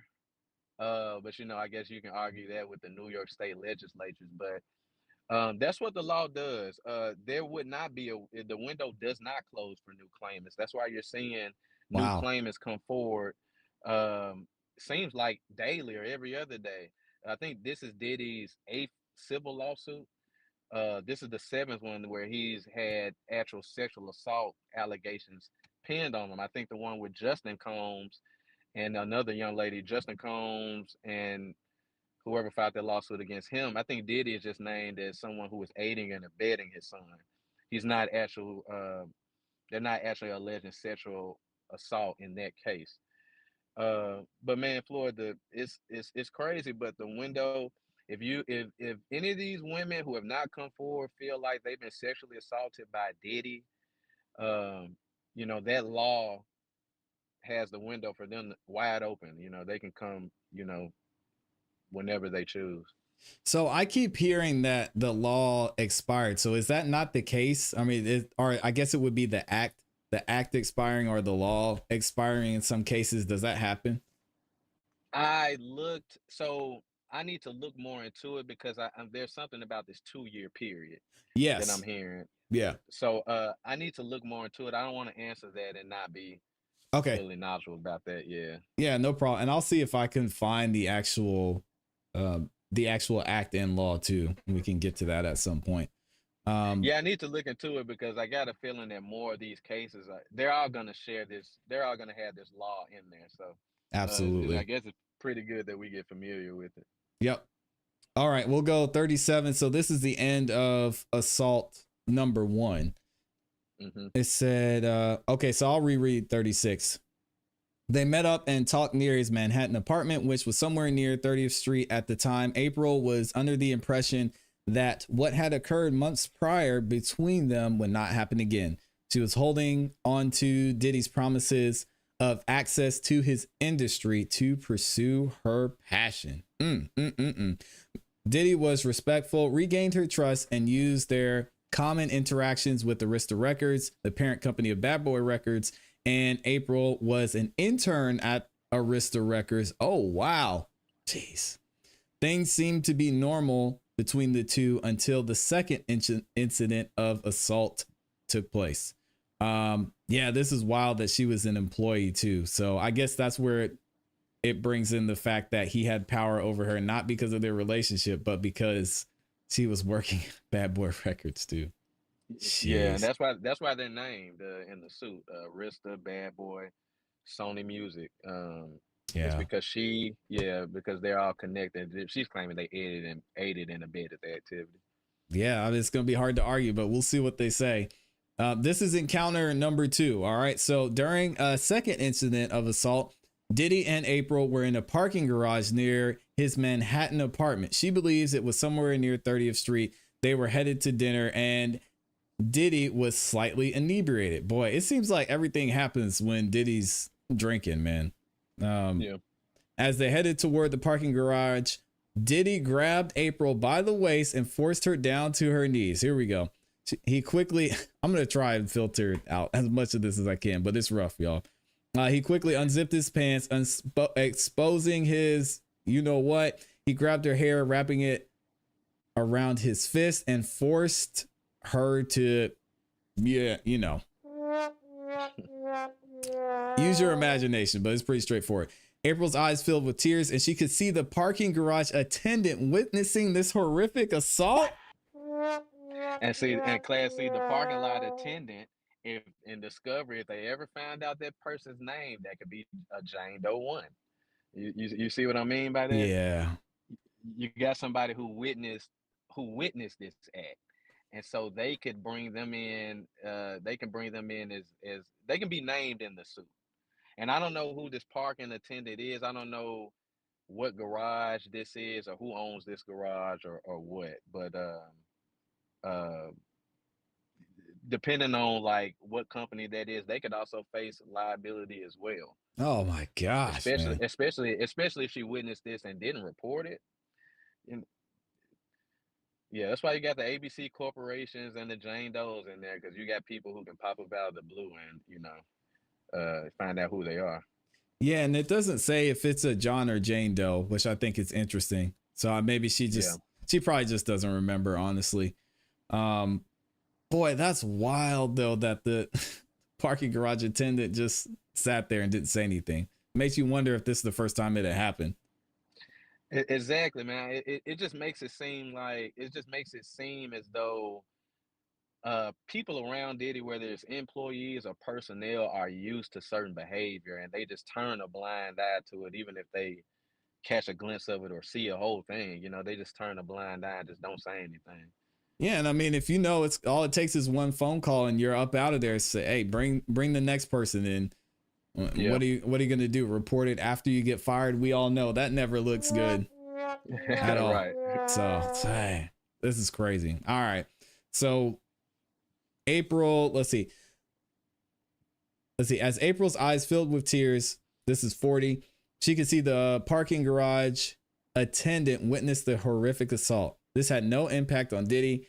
He was blinded by his lustful desire to pleasure himself at April's expense. When Diddy was done with her, he told her to get up. April was in shock, morally depleted, embarrassing, and in physical agony because of Diddy's violently yanking her down on her knees and pulling her hair. Once again, April made the decision to distance herself, and once again, Diddy came back with gifts and empty promises. April was not moved. She had enough and decided to focus on her studies and leave Diddy for good. Unbeknownst to April, Diddy was not good at accepting rejection. He immediately switched his approach and became angry, threatening, and forceful. He developed his mobster persona, and April was in fear of him. Okay. Yeah, so he's changing his entire strategy, which seems like, again, even though this is we're going to get to the other two here in a second, but even though these are several separate occasions, it's almost like she's dealing with several different people. First, you got the loving one who wants to build a relationship. Then you got the second one who is, I don't know, someone you're looking for to save you. Now we're saying she's dealing with the angry mobster type of guy. So, I mean, shout out to Tyrone. This is really well written. And it's almost like you said with DJ Academics, is written like a a movie or a screenplay. I give it to Blackburn, man. Well, this lawsuit was very well written. It was a lot better than DJ Academics' lawsuit. Oh yeah, for sure. Yeah. This is. Yeah. I mean, they're putting it together for us pretty well. It says April was not moved. She decided to focus on her studies and leave Diddy for good. Unbeknownst to April, Diddy was not good at accepting rejection. He immediately switched his approach and became angry, threatening, and forceful. He developed this mobster persona, and April was in fear of him.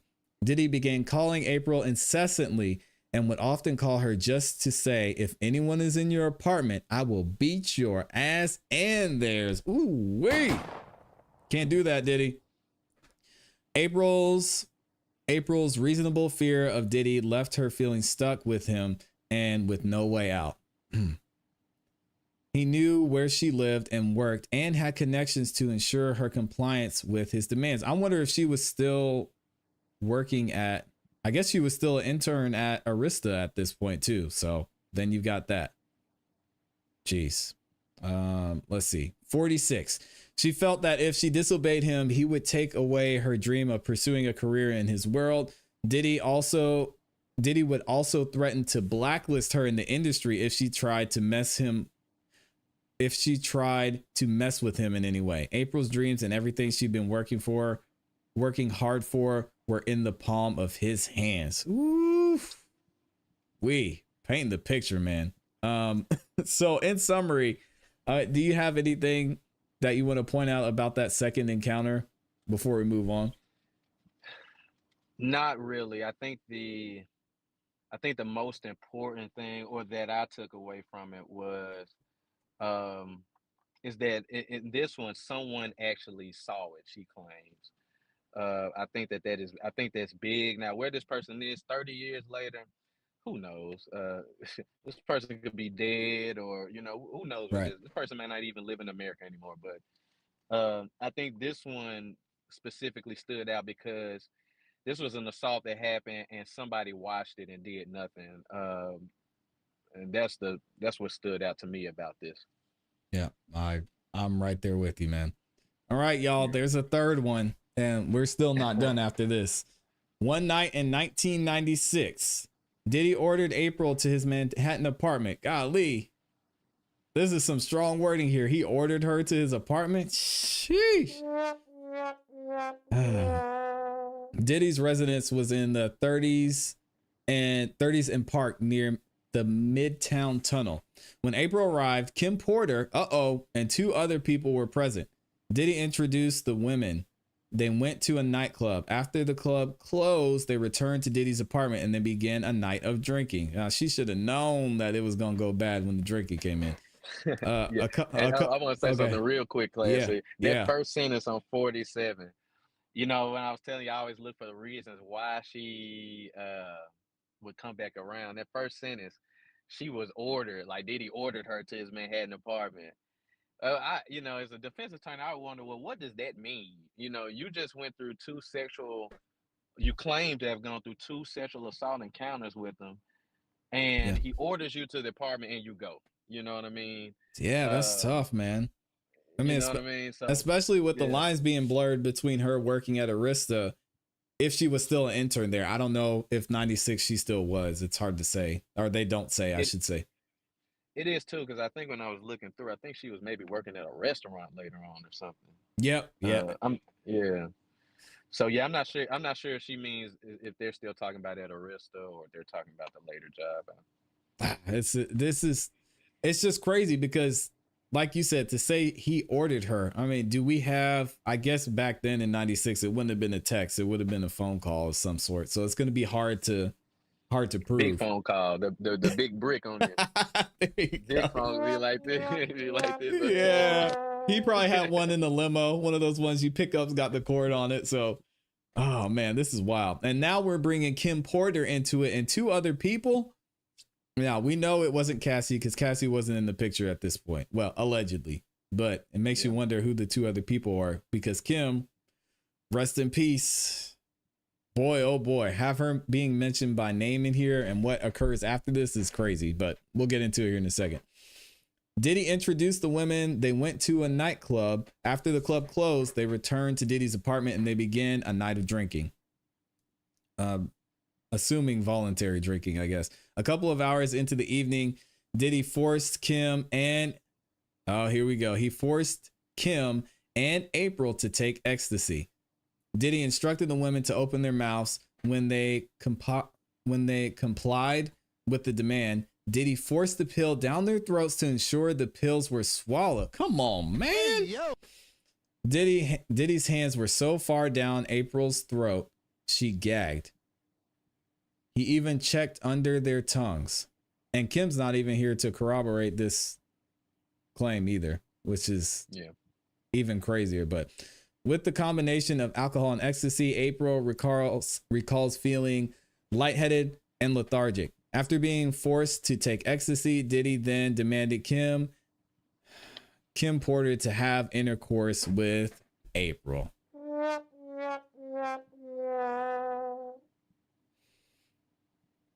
April vocally opposed this idea.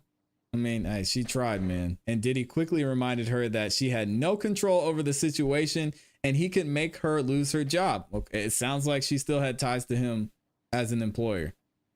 April knew she had to comply because she had witnessed what happens when someone defies Diddy. This is an interesting statement.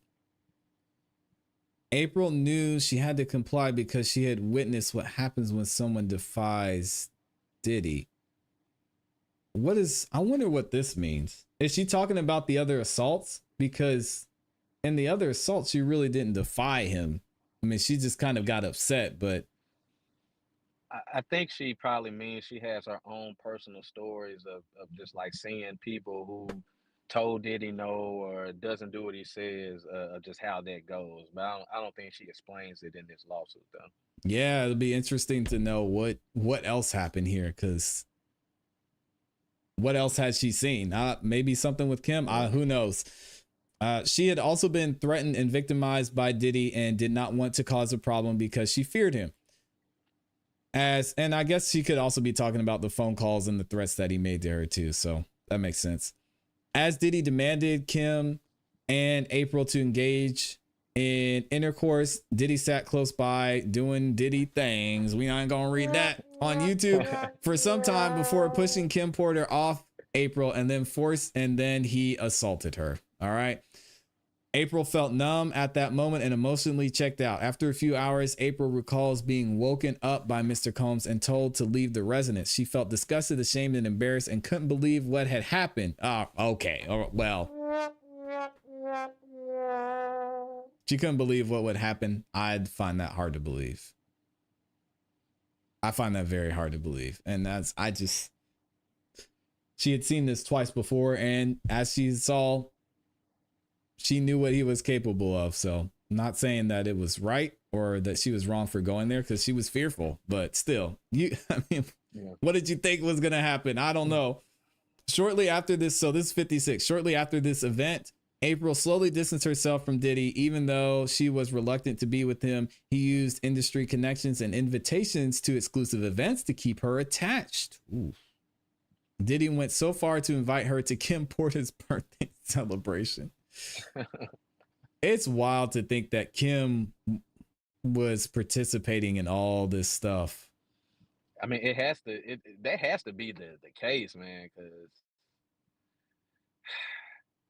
if Kim wasn't cool with, I mean, I'm pretty sure Diddy wouldn't be inviting girls that he does these freak offs with to Kim's personal events and things like that. It makes me think of like, what role did Kim Porter play? Like, was she some type of possible enabler? Was she like this Ghislaine Maxwell type figure? You know what I mean? I'm like, I didn't know Kim Porter was like this until these lawsuits came out. Exactly. I'm thinking the same thing. And now I'm hearing, we're going to talk about it probably this week. And now I'm hearing speaking of Ghislaine Maxwell, that Cassie may have even had some situations where she was playing that role too. So Diddy had his whole setup going, and I was as shocked as you were that Kim was involved too and participated. Yeah, man. And Kim Porter, man. Speaking of Kim Porter, that's a whole nother can of worms that can be opened up with Diddy. Like, it's suspected that he possibly had a hand to play in her death. Yes.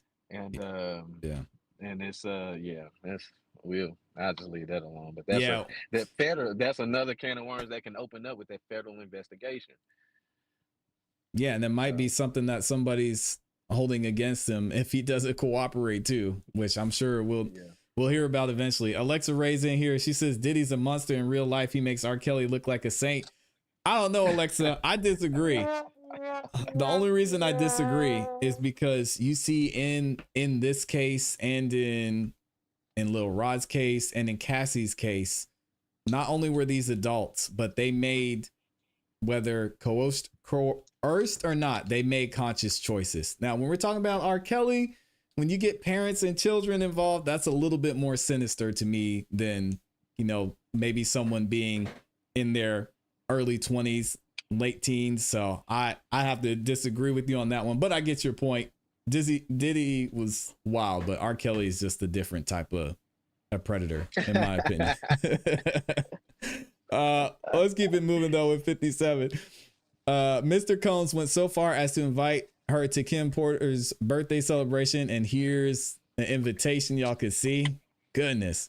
All right, now we're going to number 4. They call this the end of the road. This is really reading like a movie script. It is. Number 58. In or about 1996. Okay, so we're talking 4 years here. 1994 to when they were first introduced to 1998. Excuse me. In or about 1998, April found the courage to end her relationship with Diddy. She had finally suffered enough. However, this ending was one-sided. Diddy and Kim Porter weren't done with April? Oh, no. Leave Kim out of it, man. I mean, I guess, okay. I say leave Kim out of it.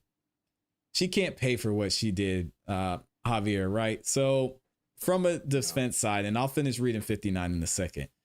I mean, what would you see the benefit in bringing up Kim into all this? I mean, they could have just as easily said that Diddy wasn't done with her, right?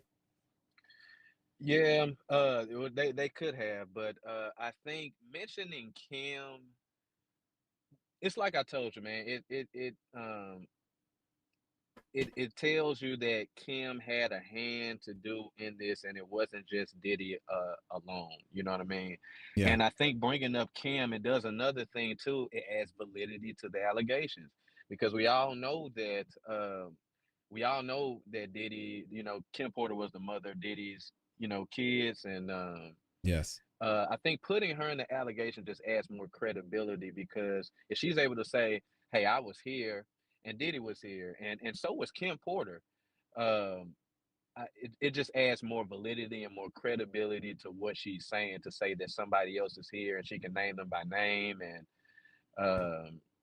I think even if Kim Porter was alive, I think that she would still do this. But yeah, that's the benefit of bringing Kim Porter out. It adds validity and credibility to what she's saying. Yeah, and that makes sense, because they're painting this picture of, again, as they say, the mobster of Diddy just having this whole type of system evolved around him getting what he wants and him getting what he needs. So Kim being a part of that, I guess, makes sense. But sheesh, man. Kim, it could also help him in his other lawsuits, Mr. Blackburn, that he has filed, because Kim is often looked at a victim of Diddy's rage herself and Diddy's violence herself. So to paint a different picture of her would have a different effect of how or what role she's portrayed to play in all of this, because we do know that she's had her own violence and assaults, happen to her. No lawsuit. She's dead. Right. But it just shows that, hey, Kim Porter's not this innocent, she's not this innocent doll. She's just not, she actually had a hand in this. She's not, she has this dark side as well. Wow. So I think it's a good thing to, to show the players, because I'm sure Kim Porter may be players in his other lawsuits. You know what I mean? Yeah, absolutely. And I mean, that's just, whew, I was not expecting this being such a strong statement here in 59. Let me finish reading it too. However, this ending was one-sided. Diddy and Kim Porter weren't done with April. Kim Porter was very resentful of April after she was forced to engage in intercourse acts with April. She dined at April's place of employment. Okay, you mentioned this earlier, a bar named Silver, which was in Soho. According to April, Mrs. Porter was enraged when she saw her. Sheesh, man.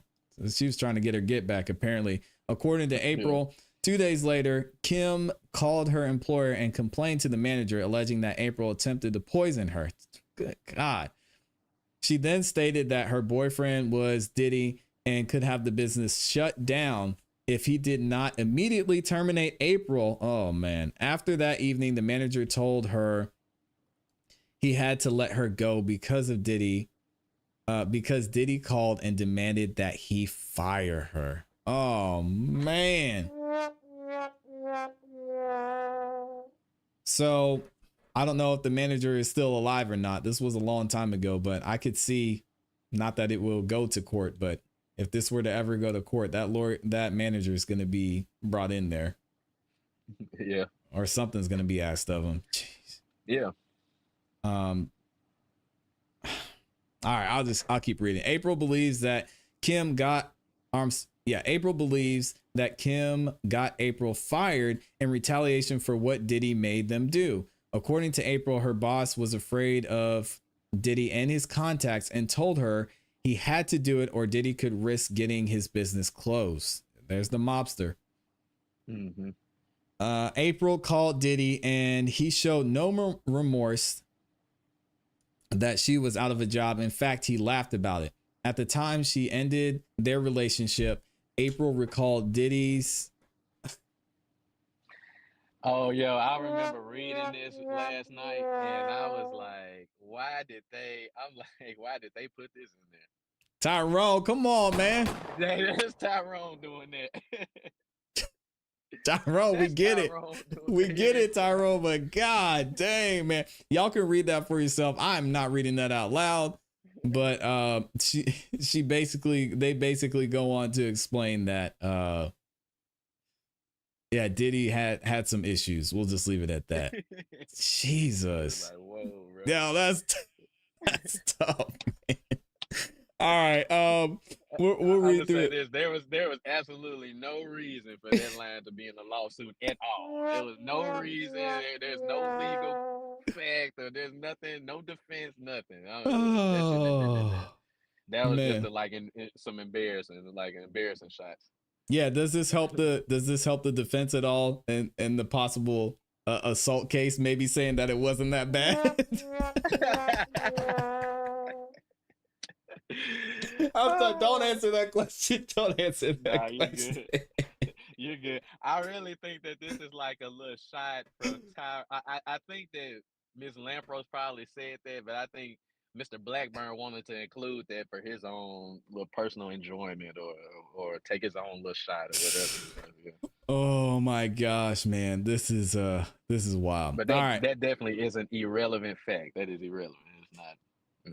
It's dirty. Well, what about she recalled him being circumcised and remembers a tattoo on his chest? I mean, does she really need to identify Diddy? That line just goes to show to her credibility that this really happened. Right. Yeah. I mean, she didn't have to say that, it was adolescent, but the fact that she can say, he's circumcised and there's a specific tattoo on his chest, shows that, she's probably seen him naked. Okay. Oh Lord, this is wild, man. Tyrone, you're killing me, man. Here we go. Sean John Clothing. While in let me put it back on the screen. Sorry, y'all. While in a relationship with Diddy, April was a student at FIT. She had a passion for fashion, and Diddy knew this. Mr. Combs promised April several working opportunities in the fashion and music industry, and the two often discussed his plans to launch his own clothing brand. Within months of April ending their relationship, Diddy launched Sean John. Okay, so are they saying this just to show that he kind of took that opportunity away from her? Because this is a very short section here. Yeah. Oh wow. What's after 66? After 66, we have the encounter number 4.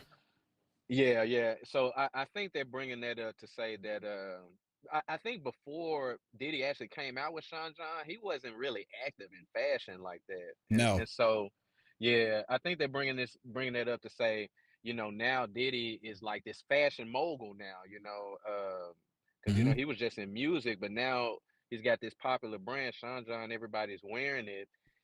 She's saying more stuff to hang over her head is why I would think that they would include that, just to say, hey, in 2000, 2001, around this time, Sean John came out and it was popping. Everybody loved this, and this was my dream to get in a industry like this. So that would be my guess as to why they bring it up. It's real short, so I can't, hard to say the angle why. That would be my guess, though. Okay. Yep, that definitely makes sense. All right, here we go, y'all. There's a 4th encounter, in case y'all didn't know. It's not over. I mean, we're going on 6-7 years now. Yeah. All right. Assault encounter number 4. According to April, she saw Diddy at an event at the Rockefeller Center in or about the end of 2000 towards the beginning of 2001. At the time, April says Diddy may have been filming a season of Making the Band. According to April, when Diddy saw her, he approached April and asked the camera crew to turn off the cameras to not film their interaction. According to April, Diddy asked her how she was, expressed to her that he missed her, and asked if she would leave the event at Rockefeller Center with him. April rejected Diddy and left. Y'all, it gets crazier. According to April, later that evening, he kept calling her and asking if she would come to his apartment on Park Avenue, but she said no. He even offered to send his driver to pick her up. Finally, he offered to come with the driver to pick her up. According to April, Diddy does not like the word no. He called a few more times, so she stopped answering the phone. According to April, a few days later, he called again, begging her. Reluctantly and I can't even read this part. Reluctantly and regrettably, she allowed him to come over to her apartment located at 477 Central Park West to hear what he had to say. April figured it was during the day and doubted that he would try to harm her. Javier. Yeah. Okay, this is where she lost me. This is where she truly lost me. And especially with the reluctantly and regrettably. From a legal standpoint, even though, he was calling her, even though he's saying I wanted to see her, even though she can argue that she was afraid of him and feared saying no to him again. What have you ever seen a case like this to where someone has all of this information, has all of the experiences? They've essentially, as you mentioned, got away from the person that they were involved with and then allow them and put themselves back in this type of situation. This is just, it's wild to me.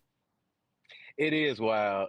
I'll say this though, for this 4th and final encounter that they have, she's expressing like Diddy's begging, they run into each other. He's begging her, asking her to come back, to his place. And, days after that, he's constantly calling her. And I would just imagine at this time, this is around 2001. Diddy is ballooning. Like Diddy's image is this is around the time where he was making the bands, and he was on MTV doing all these productions on MTV. So Yeah. his popularity was skyrocketing. I mean, it was crazy at this time. And so, man, I would just think like she probably stuck to her guns and tried to have real strong will for as much as she could. But at the end of the day, this is Diddy like begging to come see you, regardless of Facts. what happened. You know what I mean? Like this is Diddy like saying, "I want to see you," and so like it's gonna, he's gonna ask over and over, and I can just imagine it's gonna be one time she's just gonna be like, "All right, fuck it, let's do it," we can talk, I guess. That's my thing, man. It's the thing that complicates it. If this was like some random guy doing this or something. No, but it's Diddy, man. His Right. status and his power complicates a lot of decision making. So that's why I say don't go too hard on the women in these scenarios, because it's an uncommon situation that they're in, and this is a rare guy, a rare black man that they're dealing with. I mean, Right. you don't see people of this stature uh, too often. Yeah. I mean, it's just, to think that you would let a person who is capable of the things that he's capable of, billionaire or not, Yeah. just back into your situation. To me, it's just tough. Again, I don't know. I'm not going to say what I would do or what she should have done. I can also at the same point say I don't get it, because man, putting yourself at risk to going through that again, it's just, I can't imagine what that's like. Anyway. Yeah. Here we go. 72. According to April, a few days later, he called again, begging to see her. Reluctantly and regrettably, she allowed him to come over to her apartment located at 4477 Central Park West to hear what. Put it back on the screen for us. Oh, I'm sorry. Thank you. Yeah, not so good. Here we go. According to April, a few days later, he called begging to see her. Reluctantly and regrettably, she allowed him to come over to her apartment located here to hear what he had to say. April figured it was during the day and doubted that he would try to harm her. According to April, when she opened the door, his security was sitting on the stairwell. Okay, here we go. Some more John Does, I'm guessing, 1 through 10. Knowing that security was there made April feel a little better about letting him in. They sat on her couch and began talking. According to April, Diddy began apologizing for his past behaviors. He started telling her that he was a changed man. He then showered her with compliments, telling her how good she looked, and kept reminiscing about their prior encounters. He then began dropping hints about them having sex. April rejected his advances. Suddenly, out of nowhere, Diddy violently grabbed her and forced himself onto her. He began kissing her and touching her against her will. At that point, April fought him off after she quickly realized it was a big mistake to have allowed him to visit her. Oh man, it's a little too late. A little too late for that. She told him to leave, and she felt like he just wanted to use her for sex and hadn't changed at all. Oh, here we go. So this is interesting. Even more disgusting was the fact that April knew that Diddy was involved in a very public relationship with Jennifer Lopez. Yeah, that was around that time. Yeah, and I think Jennifer Lopez, she got up out of there shortly after this, I believe. Yeah, and let me know, Javi, I know we're getting pretty close on time here, so let me know if you got to get up out of here too. Yeah, I gotta. Well, this is the last. We can run down. This is the fourth and final one, so we can go through this one. Okay, cool. According to several media reports from that time, Combs ended his relationship with Jennifer Lopez due to infidelity. No kidding. In February of 2001, this was around the same time that Diddy assaulted April. Okay, well, there you go. Luckily for April, the couch was right near the door of the apartment, so it was easy for her to reach for the door, open it, and demand for him to leave. She ensured that his security would hear her telling him to exit. She was afraid that if Diddy could have assaulted her, she was afraid that Diddy would have assaulted her, as he does not take no for an answer and had a history of violently handling her and forcing her to perform stuff on him. April is in possession of several of Diddy's phone numbers throughout the years. Wow. All right, and then April discovered that Diddy recorded and disclosed a tape of him having relations with her. Oh my God.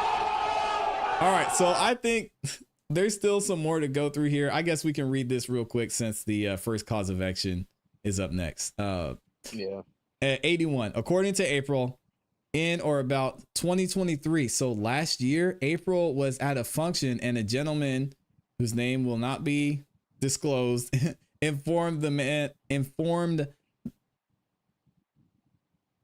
Wait, hold on a second. According to April, in or about 2023, April was at a function and a gentleman informed the man April was dating that he should reconsider dating her because he personally saw a video of her and Diddy having sex. Dang. According to April, the person shared that he saw the tape during the summer of 1997. According to April's husband, she was told that Diddy apparently recorded them without her knowing and showed it to multiple people. So that's revenge porn, I guess. I don't know. We're almost at the end of the. Yeah, I was about to say we're almost at the end of the lawsuit, so we can run through it. I think it's cause of actions, and then the prayer comes after that. Yeah, the first cause of action, the battery. So I won't read the details, but I think we can pretty much figure it out. First cause of action is battery. All right. Second cause of action is assault and SA, as we'll say here. Third cause of action, negligent infliction of emotional distress. Okay. Yep. These now, can you explain that? I'll let you explain it. So to the chat, your cause of actions in lawsuits are your legal claims for why you're seeking relief. It's why we're asking the court for this money or for this judgment. Okay. And like ClassE stated, you got battery, you got assault, you got negligent infliction of emotional distress. And I believe the last one is that violation of that New York gender law. Exactly. Yeah. Right. So your cause of action, that's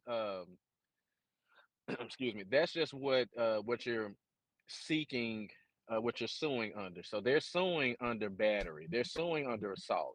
But to answer ClassE's question now, negligent infliction of emotional distress, this is when a person does behavior that they reasonably known or should have known could inflict emotional distress on another.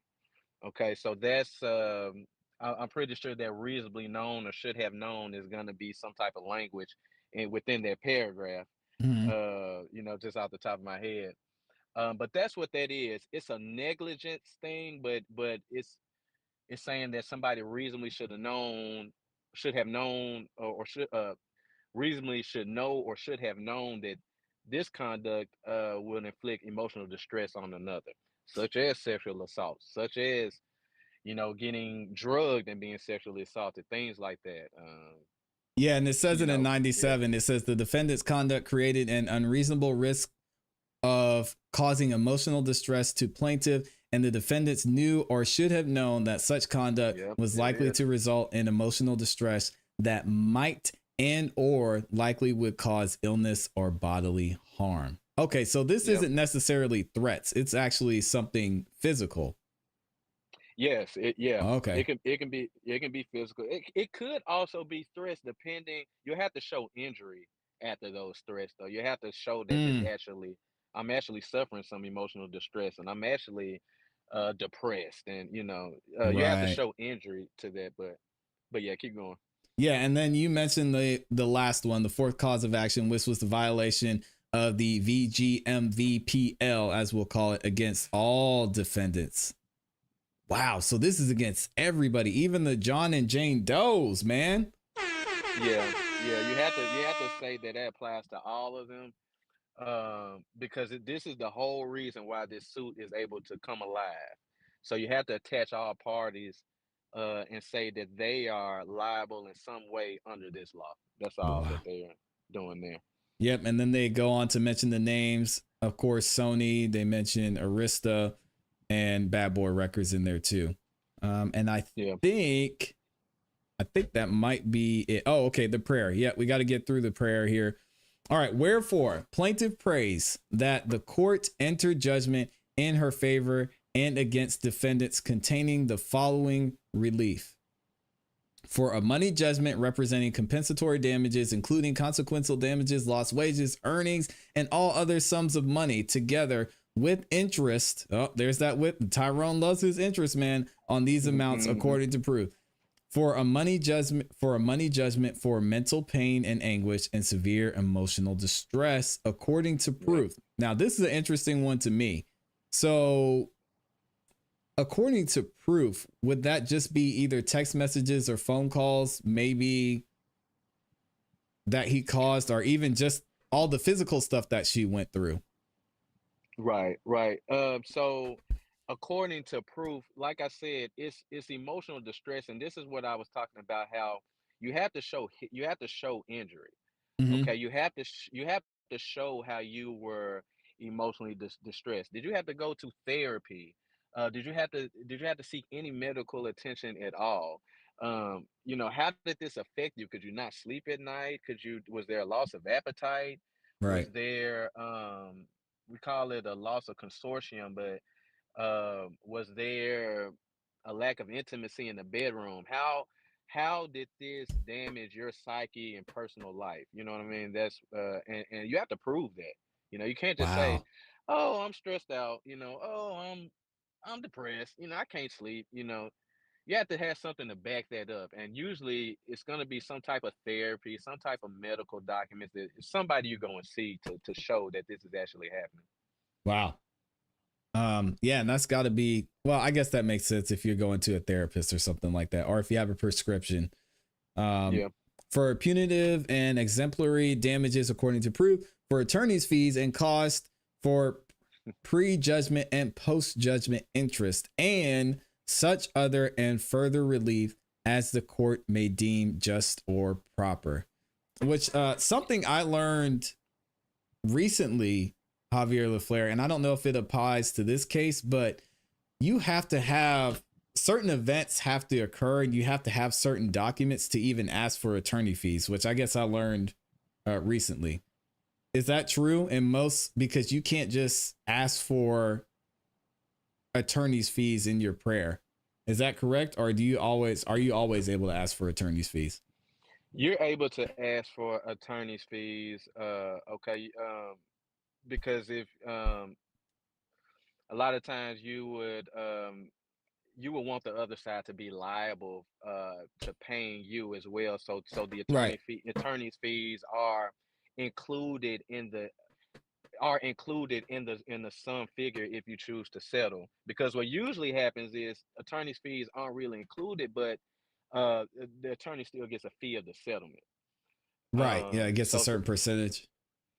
right, what he's asking for, he wants his attorney's fee to be included in the actual settlement. Oh So man. he gets his full cut, and she gets his full cut, and they're just not cutting into um this settlement pot basically. All right, man. Wow. Thank you for breaking that down, Javi. I mean, there's still so much here. I feel like we could spend another hour just talking about some of the things that happened in this case, but I appreciate you taking the time to break this down and kind of explain everything from the legal standpoint, because I think it's important for people to see just how these cases could go on both sides, because there's a lot there that Diddy's side is going to have to respond to, and I'm hoping we get to see the response. I don't know. You'll have to tell me if the response is going to be public. In most You of mean these the cases. answer to the lawsuit? Yeah. Yeah, the answers are kind of dry. So like it wouldn't be too much for you to it's not gonna be a lot of material for you to really do a live stream on. Yeah. Because as I stated with the DJ Academics lawsuit, an answer to this lawsuit just go paragraph by paragraph and you affirm or deny uh each paragraph is saying. So Right. it's literally, yeah, defendant denies allegations in paragraph 3, defendant affirms allegations in paragraph 30. That's all it says. It's not going to be any. They're not going to exert any allegations of what really happened or anything like that. And last thing, and then I'll let you get up out of here. In your expert opinion, what are the chances that these and the other, I guess, lawsuits go to trial? If you had to give it a percentage. Unless Mr. Blackburn or his client has an expressed interest on taking this all the way, I would say about 95% that these get settled. There you go. These yeah, pretty much can assure you that these probably will get settled at some point. All right. There it is, man. You heard it here first. Thank you again to Mr. Javier M. Bailey II in the building. I appreciate you stopping by again, man. This is dope. I know we're man, I loved it, man. I can talk about law all day long, man. Like I would have been sitting here for another hour, like you said. But man, always a pleasure, man, to stop by. A lot of love for what you do, man. Love the community, man. And looking forward to another time. I appreciate it. Yeah, appreciate you, brother. We'll definitely do it again, and I hope you enjoy the rest of your Memorial Day, man. Appreciate you. Yeah, same to you, man. All right, peace. Yeah, Woodrum is in there. All right, y'all. I'll see y'all. All right, peace, man. All right, y'all. That was Mr. Javier M. Bailey II. As y'all know him, Javier LaFleur up in here. And we're going to see him on the show tonight, too. So that'll be a dope time. Wow. Y'all have to let me know what you think about that in the comments and in the chat as well. Just a crazy case, a crazy turn of events. And I know, as some of y'all know from people you know personally, these cases happen all the time, which is sad and unfortunate. But I think they don't happen at this scale, especially when you have someone who has this type of power and influence. So, I mean, it's especially after seeing the video. I know we're going to talk about that a lot, and it's going to be brought up a lot after seeing that video. And you can actually picture in your mind some of the things that these women had to go through. I mean, yeah, you can only imagine some of the cases that are going to be brought up and some of the things that hadn't even been brought up in Cassie's case. So yeah, shout out to Javi, man. Shout out to Javier in here. Nani is in the building, said thanks for this podcast. Yeah, absolutely. Thank y'all for listening. Trina Petty says that's some good information, Javier. Absolutely. Woodrummer says it's nice to hear Javi's explanation of things. Yeah, he absolutely knows his stuff.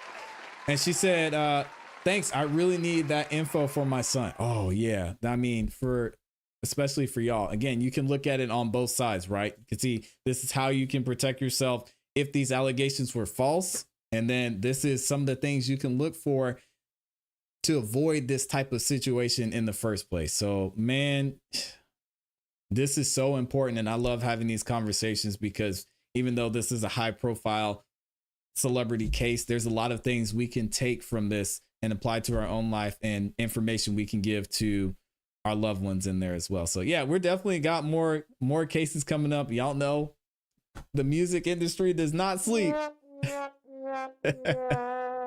So there's going to be more stuff that comes out. And there he is. Yep. Javier LaFleur in the building says, I appreciate y'all.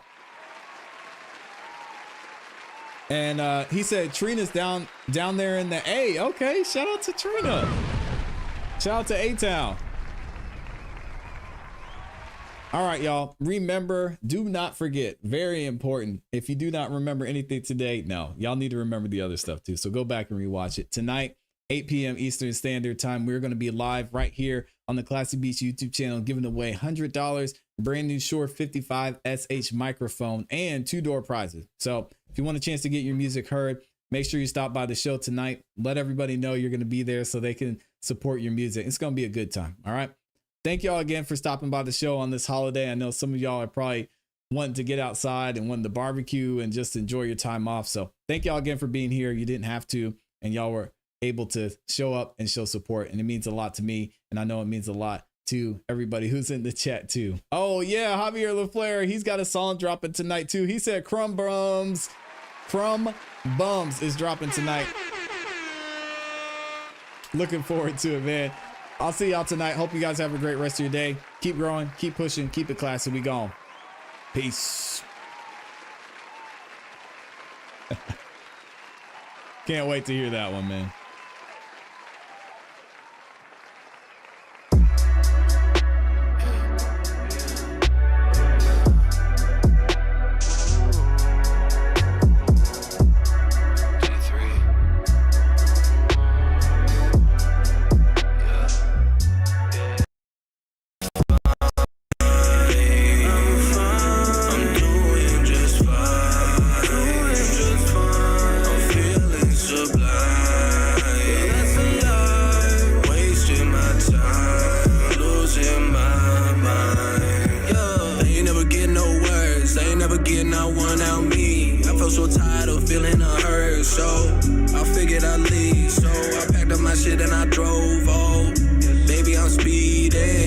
Surface, I'm bleeding. I don't even know the reason. No more.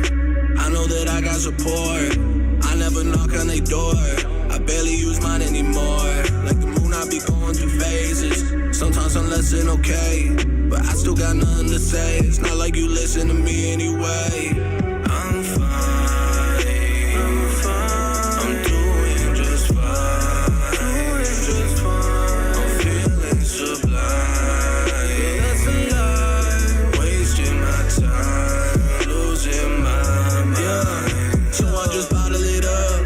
Shit, now I gobble it up. Hit that's rich, now I'm toggling up. Take that shot, yeah, I'm spotting it up. BJ Tucker from out on the corner.